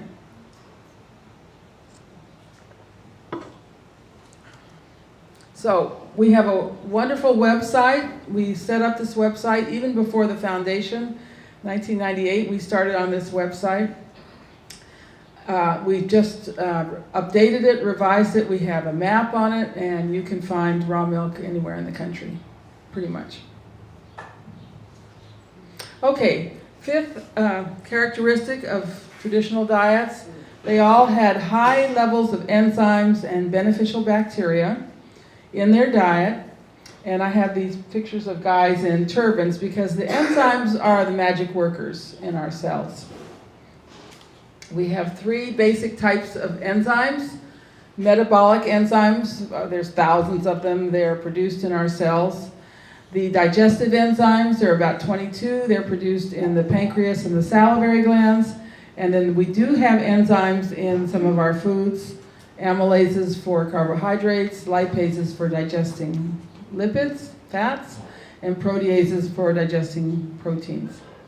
By the way, a lot of the metabolic enzymes have to do with detoxification, getting rid of toxins and poisons, and this is why we're not really big on punishing fasts, skipping food, putting your body through, some kind of tests or whatever. Seems very medieval to us. If you're well nourished, your body is always detoxifying. But what we want to look at are these digestive enzymes. If you are getting enzymes from your food, then you don't have to make as many digestive enzymes. And so you're going to have more energy for yourself. And food enzymes are destroyed by heat. So this means that we need some of these enzyme-rich raw foods. These include raw dairy products. Raw dairy products are very rich in enzymes. Raw meat and fish. Raw honey has enzymes that digest carbohydrates. Tropical fruits are actually full of enzymes for digesting meat. There was one tribe in the Amazon that Dr. Price visited, and they had this rule that they never ate meat without eating bananas at the same time. So there's digestive enzymes, there's proteases in the bananas. Cold pressed oils like extra virgin olive oil, wine, and unpasteurized beer, but what we're really looking at is the lacto-fermented foods. Every traditional culture in the world had fermented foods, and these foods are very rich in enzymes. You eat them along with cooked foods for helping you to digest the cooked foods. When you cook your food, you destroy all the enzymes, but when you eat lacto-fermented foods with your meal, you get those enzymes put back in. So we're thinking of things like sauerkraut and pickles. Did you know that salami and these artisan meats, they're all fermented foods, lacto-fermented? Dairy products such as yogurt, we can ferment fruits, we can ferment fish, and beverages such as kombucha. These are real digestive aids. They're full of enzymes, and they help you digest your food. At the same time, with these lacto-fermented foods, we're getting beneficial bacteria. And we live in very interesting times. We have seen a complete paradigm shift in the last 20 years from the notion that bacteria are evil and attack us and make us sick, to the realization that bacteria are our friends, and the healthy human body lives in symbiotic relationship with 6 pounds of bacteria, healthy bacteria, in our digestive tract. 6 pounds, okay? These bacteria help digest our food, they help assimilate our food, they actually create vitamins, they protect us against toxins, and they create feel-good chemicals that help us feel good. So now we know that without good bacteria, we're dead. So we want to make sure that we're always repopulating the intestinal tract with bacteria. Got a little wind back there. So these are some recipes from my book, Nourishing Traditions. We sell these in our store. They're being sold in many places now. You can get them on the internet. These are raw, lacto-fermented condiments, full of enzymes, full of good bacteria that we eat in small amounts with our meals. And they are delicious. Oops. We're also seeing the lacto-fermented beverages such as kombucha. Kvass is usually made with beets, and there are some sour grain drinks out there. I'm not sure they're still available in the States, but we need more of these, and this is what we should be consuming with meals. The Africans are the absolute masters of these, so they call them beer, but they're lacto-fermented, they're very sour, and they make them with various things such as maize, sorghum, bananas. Rich sources of enzymes, protective bacteria, vitamin K2, and B vitamins. These are actually given to babies in Africa to build up their immune system, to protect them against malaria. And unfortunately, when the missionaries arrived, because these beverages had some alcohol in them, they made them stop. See? But they're very good and very protective for the babies. sixth principle has to do with grains. How many of you struggle with grains, are on gluten-free, or, yeah, quite a few. The thing about grains is they have a lot of toxins in them, a lot of what we call anti-nutrients. They have enzyme inhibitors. Now, we just learned how important enzymes are. We don't want to eat things that block our enzymes. Phytic acid, which blocks mineral absorption. Tannins and lectins, which are very irritating. Complex starches and sugars, gluten and cellulose. Some of these things are impossible to digest, impossible for humans to digest. The proper preparation of these seed foods breaks down these toxins, neutralizes these toxins, and makes the nutrients in the grains more available to us. The herbivore who eats grains and grasses has a complex digestive system of anywhere from 2 to 4 chambers, 2 to 4 stomachs. And they're basically fermenting these foods. At least one of these chambers acts as a fermentation tank to break down the grains. The human stomach is a simple stomach, maybe different sizes, but we don't have a fermentation tank in our bodies. We have to do this before we eat the grains. So the proper preparation of seed foods imitates the factors in nature that neutralize these preservatives and allows the seed to sprout. All of these anti-nutrients are like a plastic coating on the seed that keep everything inside fresh. And we don't want to eat preservatives, even if they're natural preservatives. So we break down the preservatives by proper preparation, and then the grains are safe for us. So the 4 factors are moisture, warmth, slight acidity, and time. This is what seeds need to sprout. And this is the same thing we need for preparing our grains. This is a wonderful photograph of a Cherokee woman preparing the traditional cornbread, which was cooked. The maize was cooked and then wrapped in a corn husk and put aside for 2 weeks and allowed to ferment. And only then did they use that cornmeal for making tortillas or porridge or masa or whatever. It was fermented for 2 weeks first. Now this is how most of our grains are made today. This is called an extruder. And the slurry of grains is forced out of this tiny hole at high temperature, high pressure. And what comes out is a Cheerio or a cornflake or a shredded wheat or puffed grains. And this is how most of our grains are eaten today. Even the health food store, these processed cereals. There's not a lot of research on these cereals, except I know of some unpublished research. One was the famous cornflake study where the rats given the cornflakes died before the rats given the box that the cornflakes came in. And they didn't just fade away and die of starvation. They became agitated and ran around their cages and bit each other and died of convulsions.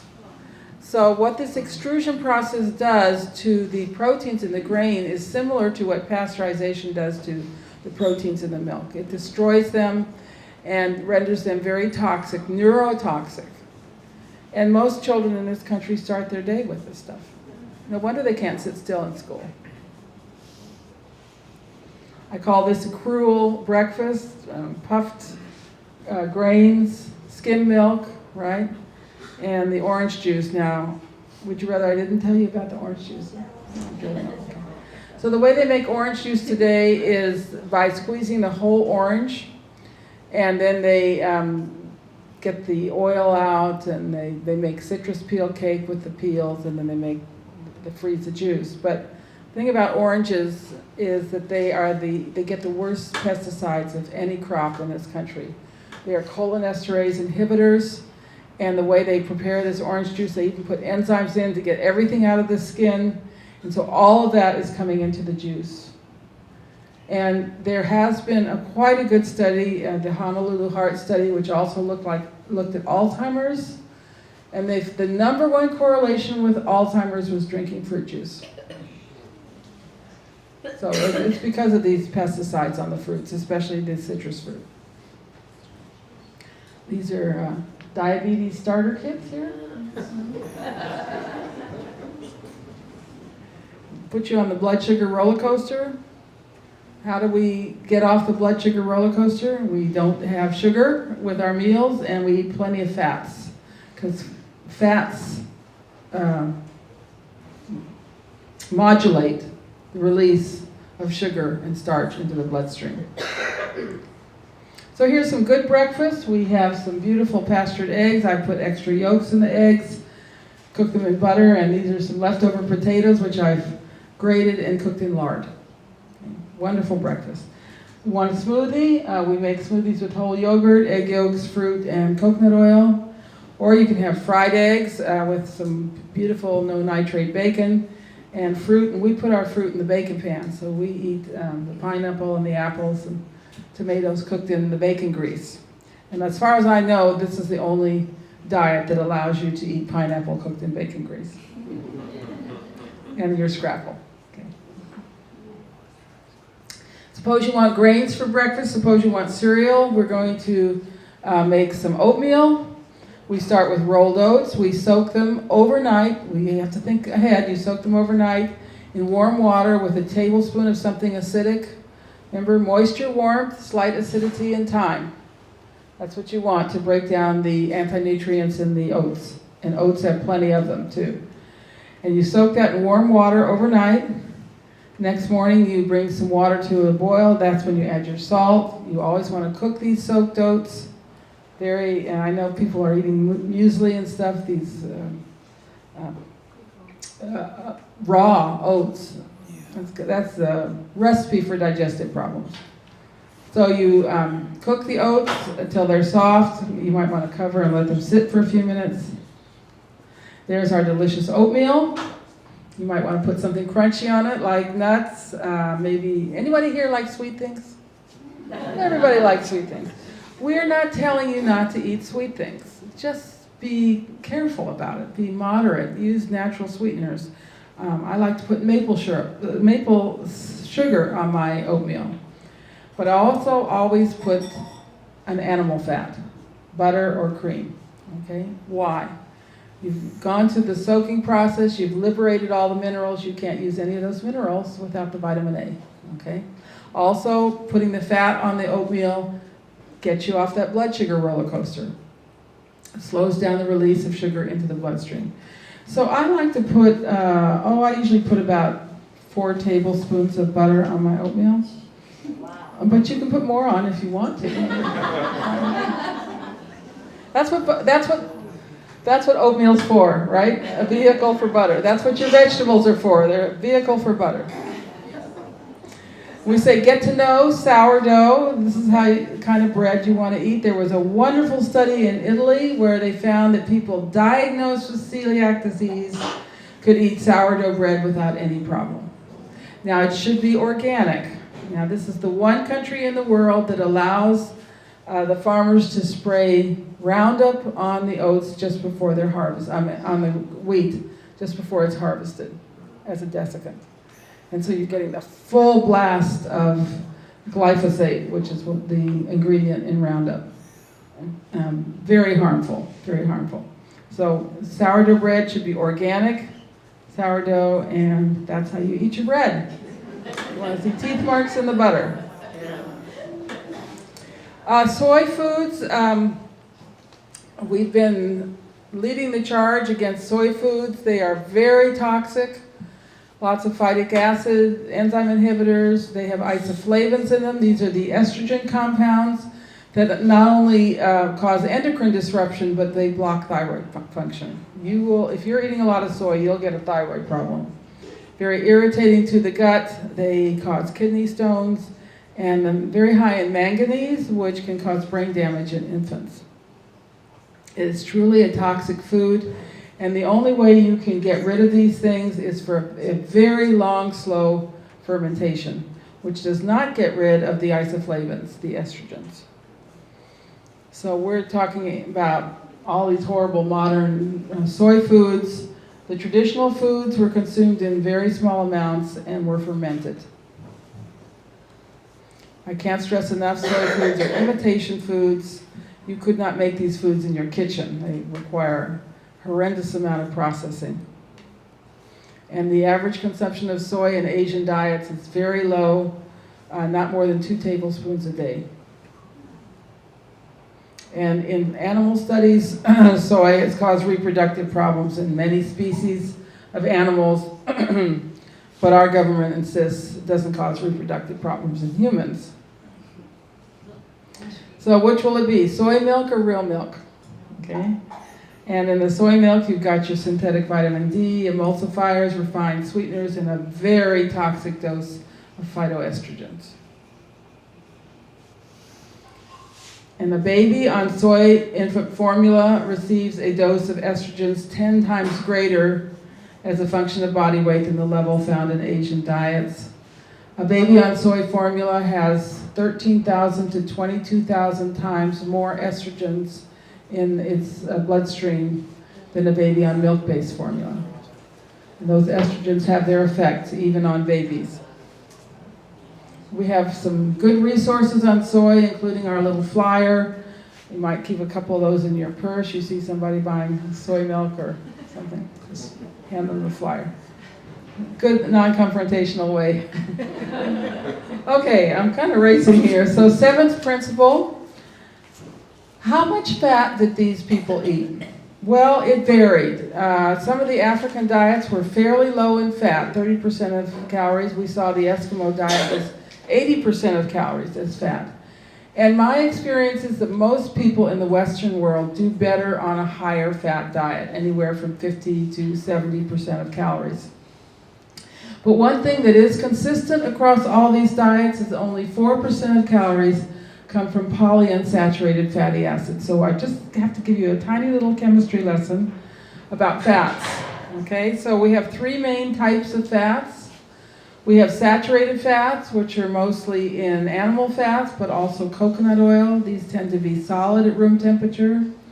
Monounsaturated oils are liquid at room temperature, but solid in the refrigerator. And then the polyunsaturated oils are liquid, even in the refrigerator.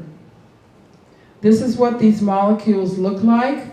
Saturated fat is a straight molecule. They pack together easily, and this is why they are solid at room temperature. The monounsaturates have a little kink in them. Everywhere you have one of these double bonds, they're missing 2 hydrogens, and you have a little bend in the molecule. So the monounsaturates are going to be liquid at room temperature. The polyunsaturates are real kinky, okay? And we have 2 types, the omega-6, which has 2 little bends, and the omega-3, which has 3 little bends in it. The key point here is that saturated and monounsaturated are safe. They don't break down. You can store them for a long time. They don't oxidize. They don't create free radicals. The polyunsaturates are not safe. They do break down. They do get oxidized. They create free radicals. They break down into smaller components called aldehydes. The most familiar aldehyde is formaldehyde, right? Formaldehyde. And the undertakers are saying that they don't need as much formaldehyde anymore because the bodies are also already partially pickled, okay? That's because of the polyunsaturated oils. They're breaking down into these aldehydes. And the processing of these oils requires heat, high heat, 4 times. So, once you apply heat to these fragile oils, it's even quicker. And then they put they deodorize them, they put a little yellow color in them. What starts out as a black, smelly gunk ends up in the bottle looking fresh. And then they tell you to cook with these things, and you get even more oxidation. So I think of these fat molecules as kind of like having knives sticking out. Okay? And here's a very good example of what they do. So on the right, that's what arteries look like in people who are getting a lot of polyunsaturates. Whereas if you eat saturated fat, you're going to have nice, clear, smooth arteries. Exactly the opposite of what they're telling you. Many problems associated with the consumption of polyunsaturated oils. This is all in the scientific literature. Increased cancer, number one, more cancer. Heart disease. They age you. They cause wrinkles. They disrupt the immune system.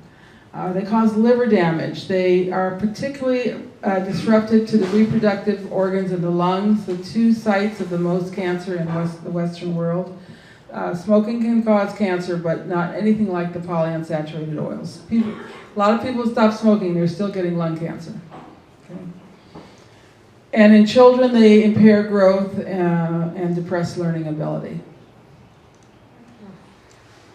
Of course, we're told that we shouldn't be eating saturated fat. It's accused of everything that's happening today. None of this is true. It's just absolutely not true.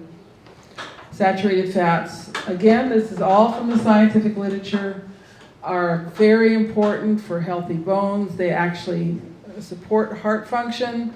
They protect the liver. Your lungs cannot function without saturated fat. I wonder how many lung doctors know this. Anyone having lung problems needs to eat more saturated fat. Asthma, studies have shown that there's less asthma in children who get whole milk, for example. It's all out there in the literature. Saturated fats support the immune system. They work synergistically with the essential fatty acids, and they support the body's detoxification. This was from Europe, 2005, I think. The top is the countries with the lowest saturated fat consumption. You can see various rates of heart disease. On the bottom, the countries with the highest saturated fat consumption, they have the lowest rates of heart disease. So at the bottom there you have France. It's the French paradox, right? Then you have Switzerland, Netherlands, Iceland, Belgium, Finland, Austria. All these paradoxes, all these countries where they eat a lot of saturated fat and they have low levels of heart disease. You know, if a theory has so many paradoxes, there's something wrong with the theory. The theory is wrong, okay? So in primitive diets, you had about 4% of calories as these polyunsaturates. They were in the food. We need a small amount of these. They're called essential fatty acids. We can't make them. We need them. But they're in the food. They're protected when they're in the food. The modern diet is 20% or more of calories as polyunsaturated fatty acids. These are in the vegetable oils, the industrial seed oils. And not only is it way too much, way more than we need, but they're rancid and oxidized. So we don't have to worry about supplementing with these things. We get them from the foods that we eat. The other thing they do with these oils is they hydrogenate them to make them hard, like for margarine and shortening. Now, I will say there's a lot less of this today than there was in the past, thanks mainly to the work of my co-author, Mary A.D.K. But let's just quickly go through how they make trans fats, partially hydrogenated fats. So they start with the cheapest oils. They're extracted with high temperature and pressure. Then they use hexane, which is gasoline, to remove the final oils from the seeds. The oils are already rancid. They're steam cleaned. That removes all the vitamins and antioxidants, but the pesticides and solvents are still there.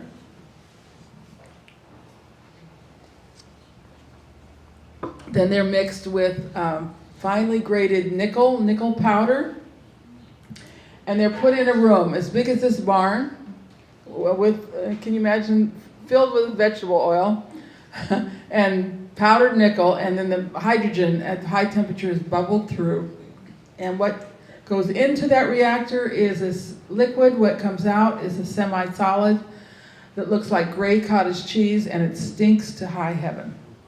Then they steam clean it to remove the odor.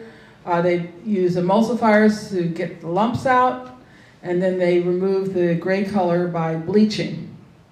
So at that point, you have what's called pure vegetable shortening.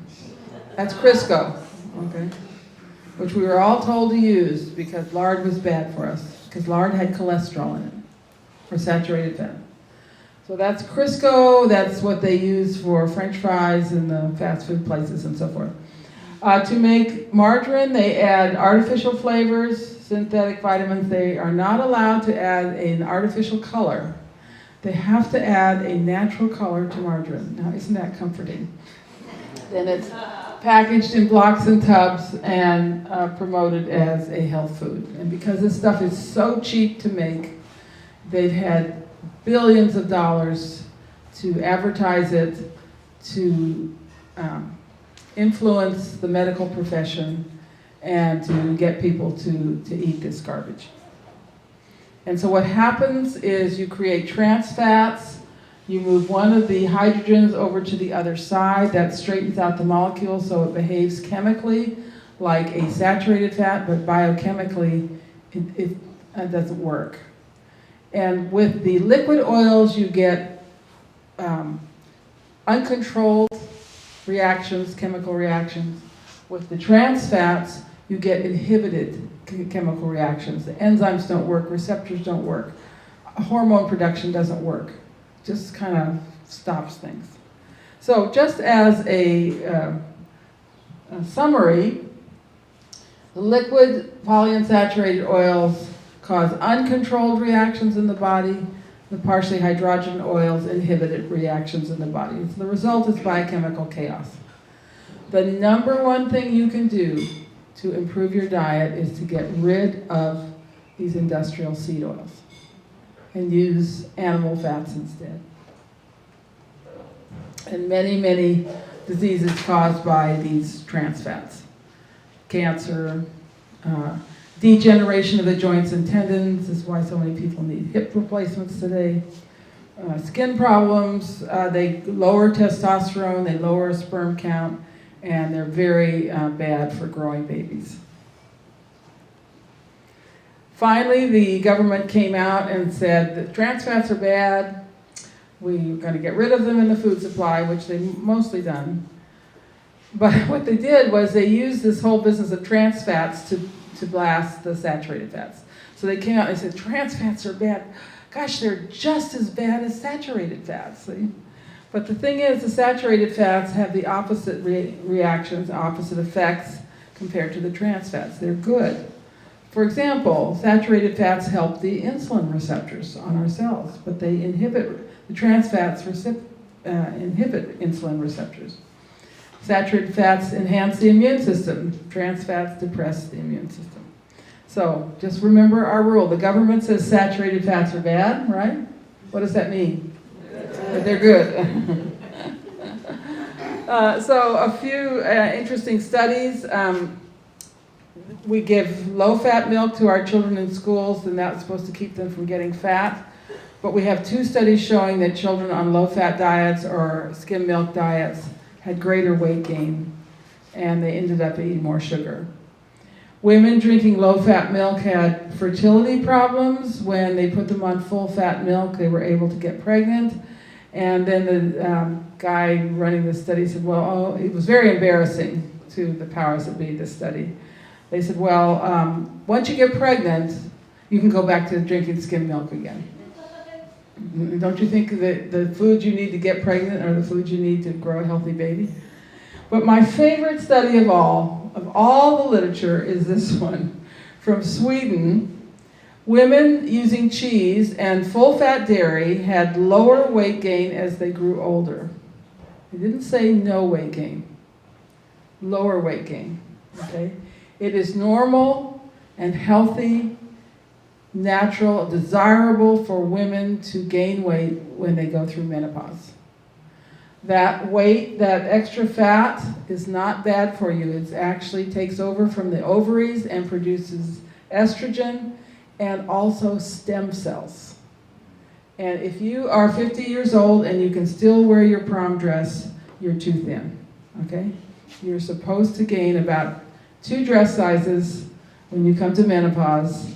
That's healthy, that's normal, that's natural. You don't want to gain any more, of course. And that's why you do the full fat. My favorite study.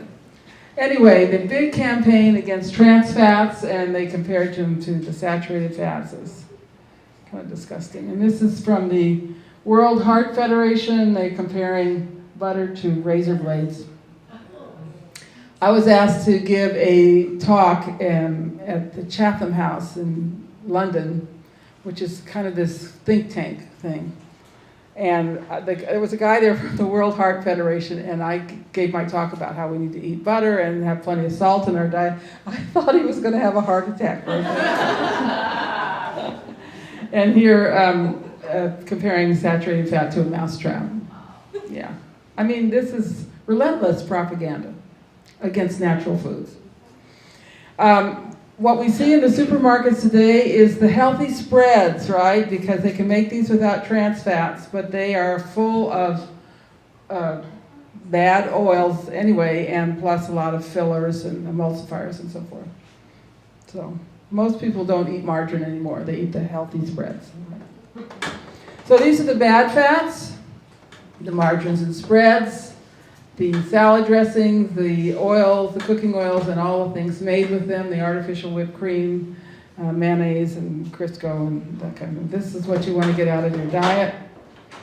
And they're in all the foods, you know, the processed foods, they're in the snack foods, and they're in the fast food. French fries used to be made in tallow, which is very healthy, but now they're made with vegetable oils.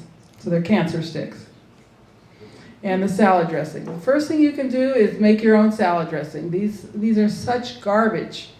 Read the labels on these things. They have the cheapest oils and lists of additives. Lots of MSG in these also.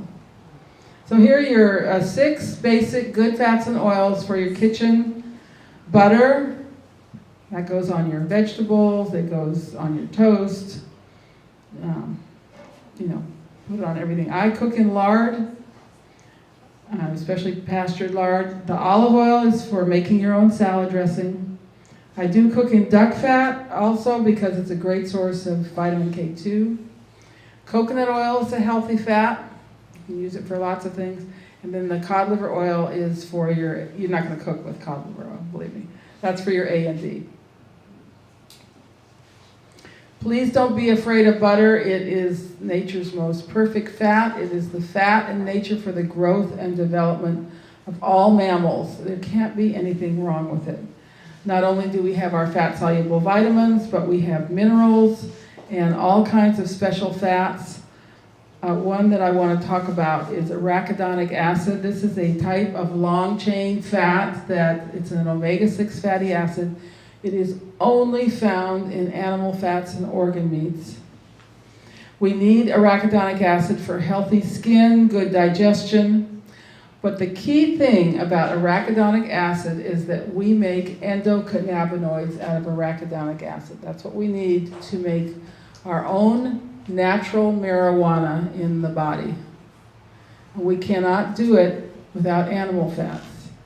I like to say that the natural state of the human being is to feel high all the time. And that only happens if you're eating animal fats. Because you can't make these things without arachidonic acid. So all these addictions that we're seeing today, we must be very sympathetic to this. Because what these people are trying to do is feel the way beings are supposed to feel, which is naturally happy, mellow, positive outlook. And that only it's going to happen naturally if you're eating animal fats. So I ask, is the epidemic of mental illness today the tragic result of the campaign against animal fats? And I believe it is. It's absolutely tragic. So what are the consequences of using soybean oil instead of animal fats? And 80% of all oil used in processed food is soybean oil. Mental health problems, hormonal disruption, cancer and heart disease, learning disorders. And these problems get worse with each generation. One more thing about soybean oil. A tablespoon of soybean oil contains as much estrogen as one birth control pill. Just a tablespoon of soybean oil, okay? That's a serving of French fries. That's a serving of chicken nuggets, or might be 2 tablespoons in a serving of chicken nuggets. Okay, Eighth principle. I gotta hurry here. You saw the omega-6 and the omega-3 polyunsaturated fats. We need a balance of these. What's happened in our diets is that we're getting way too much omega-6 and a little bit of omega-3. And I'm sure you've probably heard of this. I think this is the one thing that was in my book, Nourishing Traditions, that's kind of gotten out there into the general public. In the primitive diet, you had a nice balance between omega-6 and omega-3. In the modern diet, you have way too much omega-6, and that's because these vegetable oils are almost pure omega-6. Whoops, sorry. When we raise our animals outside, for example, free-range eggs, you're going to get a nice balance. When they're in confinement, you get way too much omega-6. So this one is very easy to fix. First of all, you just get rid of all those vegetable oils. You might want to add a little bit of flax oil to your salad dressing, and I mean a small amount, maybe half a teaspoon to a salad dressing for 4 people. Flax oil is a great source of omega-3. And then choose organic and pasture-fed animal and plant foods for a good source of omega-3 fatty acids. So you want to have a balance. And a good way of thinking of this is balance the foods of land and sea. So your omega-6, you get arachidonic acid, and that comes from animal fats. The omega-3 comes from cod liver oil and seafood. Ninth principle, all traditional diets contain salt. Either sea salt or from salt flats and mine salt. By the way, in the North American continent, there was a salt trade throughout the continent. There were salt trails, and they mostly got the salt from salt springs in the Ohio Valley or from the Rocky Mountains. There was sources of salt. In some places where they didn't have salt, they burnt sodium-rich marsh grasses and added that to their food. Milk and meat products have some salt in them, and in some areas that drank the blood or the urine of their animals to get salt. So why do we need salt? Well, we need the sodium in salt to activate enzymes for digesting carbohydrates. We need the chloride part of salt to make hydrochloric acid to digest meat. If you're not eating a lot of salt, you're going to find meat very hard to digest. So we need salt for digestion. So we've got a salt taste in our mouth. Did the Creator put that salt taste in there to torture us? No, He put it there, or she put it there, so we would salt our food, put salt on our food, because without the salt, we cannot digest our food. We need salt for the development of the brain, to make glial cells in the brain. One of the worst things we do is tell mothers not to give babies their salt. They absolutely need salt. We need salt for adrenal function, hormone production, and it's the basis of cellular metabolism.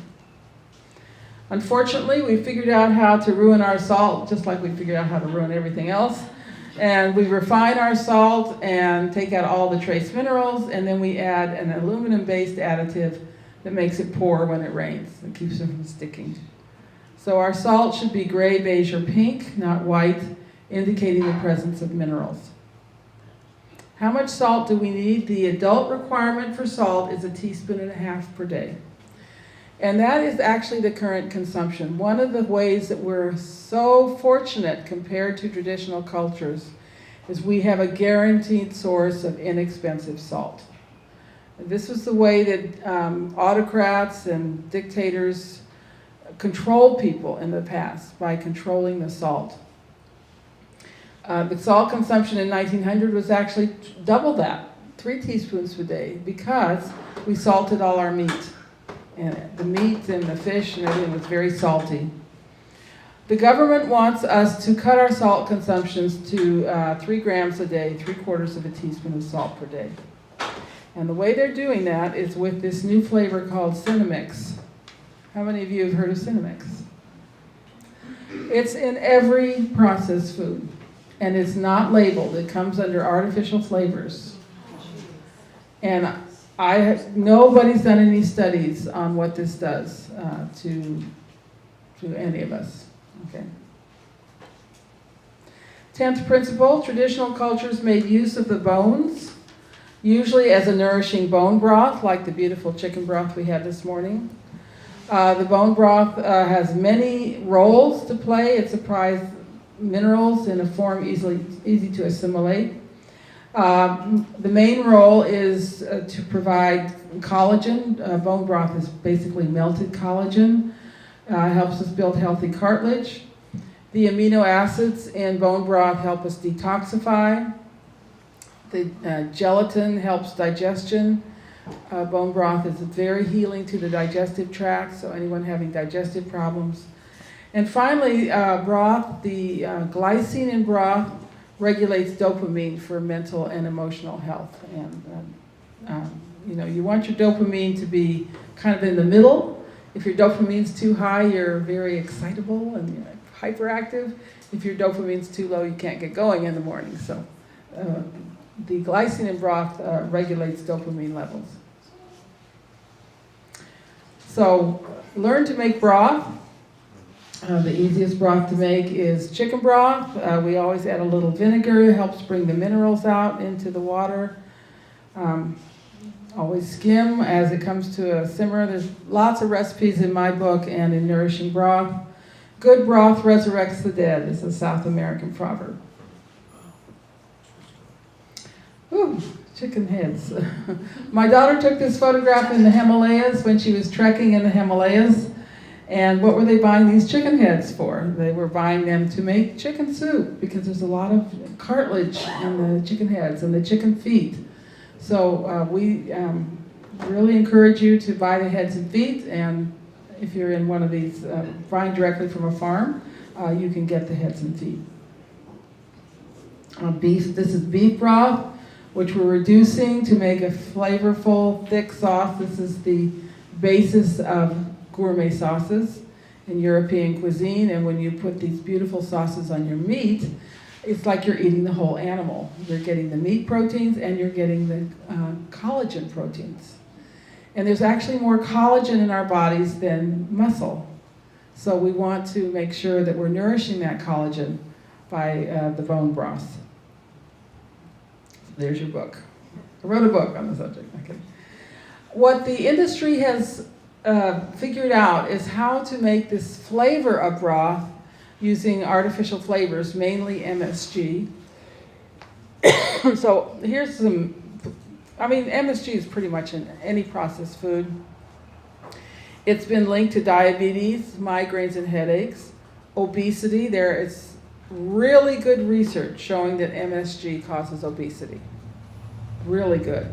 And children are starting to, getting it from the processed foods they eat from a very young age. And then autism, ADHD, and Alzheimer's. The MSG is toxic to the brain. It's particularly toxic to the hypothalamus, which is where we make feel-good chemicals, where we make, where we have impulse control, and where we make chemicals for satiety, keep us from gaining weight. And it's not labeled. Usually it's labeled, it's in hydrolyzed, anything hydrolyzed, the caseinates, textured vegetable protein. It's not labeled. And I strongly recommend this book, Excitotoxins, by Russell Blaylock, who describes what happens to our nerve cells when they are exposed to MSG. They get super excited, okay? And then they disintegrate. So, anyone here ever get tired? Yes. So the solution to fatigue is to make your foods easily digestible. So that means raw dairy, not pasteurized. Much more easy to digest. Proper preparation of grains, you're pre-digesting your grains. Lacto-fermented foods rich in enzymes and beneficial bacteria. And the gelatin-rich bone broth. The less energy required for digestion, the more energy that you're going to have. Final principle, traditional cultures made provisions for future generations.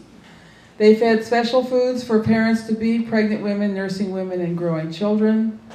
Also, they practiced the spacing of children. It was considered shameful in many cultures to have a child more than once in 3 years. And this allows the mother to recover her nutritional stores so that every child born to that mother has an equal chance in life. And this, again, is totally supported by the science. Science has shown that to reduce birth defects, you want to space at least once every 3 years. And finally, they taught the principles of proper diet to the young. Our young people are being taught through advertising. We are not teaching proper principles to the young. As I said, the heart starts to form. This says 6 days old. I said 7 days old, but very early the heart starts to form. And you need to be built up in vitamin A for that heart to form properly. So we recommend the preconceptual diet at least 6 months before conception, and for those who've been vegetarians or eaten the standard American diet, we recommend 1 to 2 years to prepare. This woman from Fiji has walked many miles to obtain a sacred food for the baby growing in her womb. It's a special type of crab. She will eat the whole crab, not just the meat. She will eat the yellow part in there, which is where all the fat-soluble vitamins are, and she'll grind up the shell and add it to her other food. Go back to our American Beauty. Her sister is a lovely girl, but a little bit of narrowing of the face. And she was, there was only 15 months between them. So the mother did not have enough time to recover her nutritional stores. And this is the pattern that we saw 50 years ago. Today we're seeing the very narrow face even in the first child. These are 2 modern children, good facial structure. They were not locked in a closet. They did have a little junk food every now and then growing up, but they were fed the right kinds of foods at home. They got their cod liver oil, and they were spaced 3 years apart. There's a beautiful Weston A. Price baby. That is the goal of all of us. If we're having children, we prepare for the children. If we're aunts and uncles and grandparents, we support our young families in any way that we can. Maybe as a grandmother, you go pick up the raw milk every week. We call them raw milk grannies. So. This is what's being recommended, what I call the puritanical diet: virtuous, plant-based, low-fat, low-salt, high-fiber, impossible to stay on, approved by dietitians, recommended by the government. Here's another type of puritanical diet, the paleo diet: lean meat and dry vegetables, okay? You cannot stay on these diets. And what they do is force you into the pornographic foods. What's wrong with, oh, and by the way, you don't have to eat kale, okay? Kale is very hard to digest, full of oxalic acid. It's going to cause kidney stones. If you want to eat a little kale, make sure it's really cooked well and not in a raw juice or a chip. What's wrong with the foods we used to eat? Beautiful chicken with crispy skin, and beef with all the fat, and vegetables with butter, and soup with cream. What's wrong with these wonderful old-fashioned foods? This is where we need to go, back to where we were, and include the superfoods: cod liver oil, liver, raw milk, etc. We like to say that there's no deprivation on the Wise Traditions diet. You can have it all. Meat, sauces and gravy, bacon, eggs, seafood. You can have all the butter you want on our diet. Right kind of salt, properly prepared grains, raw milk and cheese. You can have lacto-fermented pickles, vegetable soups. You can have sweets in moderation, and you can have soft drinks in moderation, especially our lacto-fermented soft drinks. Only our lacto-fermented. Okay, so we set up the Weston A. Price Foundation to provide this information in as many forms as possible. We hope if you're not a member already, you'll become a member today. We have $10 off on membership today. Please pick up some of our educational flyers on the table. We have a huge website. It can be a little overwhelming, but if you're looking for, let's just say you're suffering from gout. Put gout in our search engine. You'd be very interested in what you come up with. A number of articles on blood pressure, a number of articles on cancer. So it's a very thorough, complete website that we're constantly adding to. We have a shopping guide which names brand names, which we update every year, and it's also available as an app.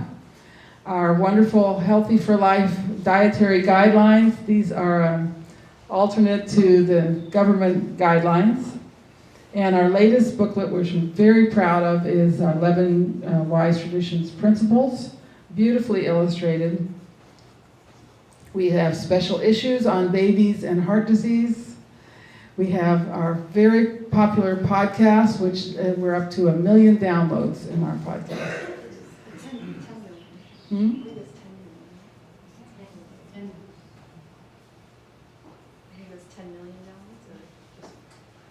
10 million. Thank you. 10 million. Yes, okay. And then I do have my books on the back table, Baby and Child Care. I have a cookbook for children and my 3 other books I did. And The Contagion Myth, which is our subject for this afternoon. Dr. Price's pioneering work, strongly recommend you read it. So, final slide here. Everything they did in traditional diets maximize the nutrients in the food, whether it was the choices of food or the way they grew them or the way they prepared them. It was the maximization of nutrients. Everything we do in modern diets depletes nutrients and minimizes what's in the food. Also adds a lot of toxins to our food. Diet, to me, is 80% of any recovery. It might not be 100%, but we have all kinds of other modalities that help you recover, everything from homeopathy to herbs, even to allopathic medicine. They all have their place, but the diet comes first. And without the good diet, the nutrient-dense diet, a lot of these other modalities are pretty much wasted. We have a 50% pledge. We ask everyone to take the pledge to spend 50% of your food dollars in direct purchases from local farmers and artisans. And with the remainder of your food dollars, you can celebrate how small the world has become and enjoy pineapple and rice and papaya and so forth. So the world is, everything's local today. The key thing is nutrient density, supporting our small farms who are doing things right. It's not going to change from the top. It will only change from the grassroots, and emphasis on grass. And these PowerPoint presentations are available on my website, nourishingtraditions.com, under resources. But this particular presentation will be on our website, and we ask all of you to get the word out and help share it with others. So thank you very much. You've been a great audience.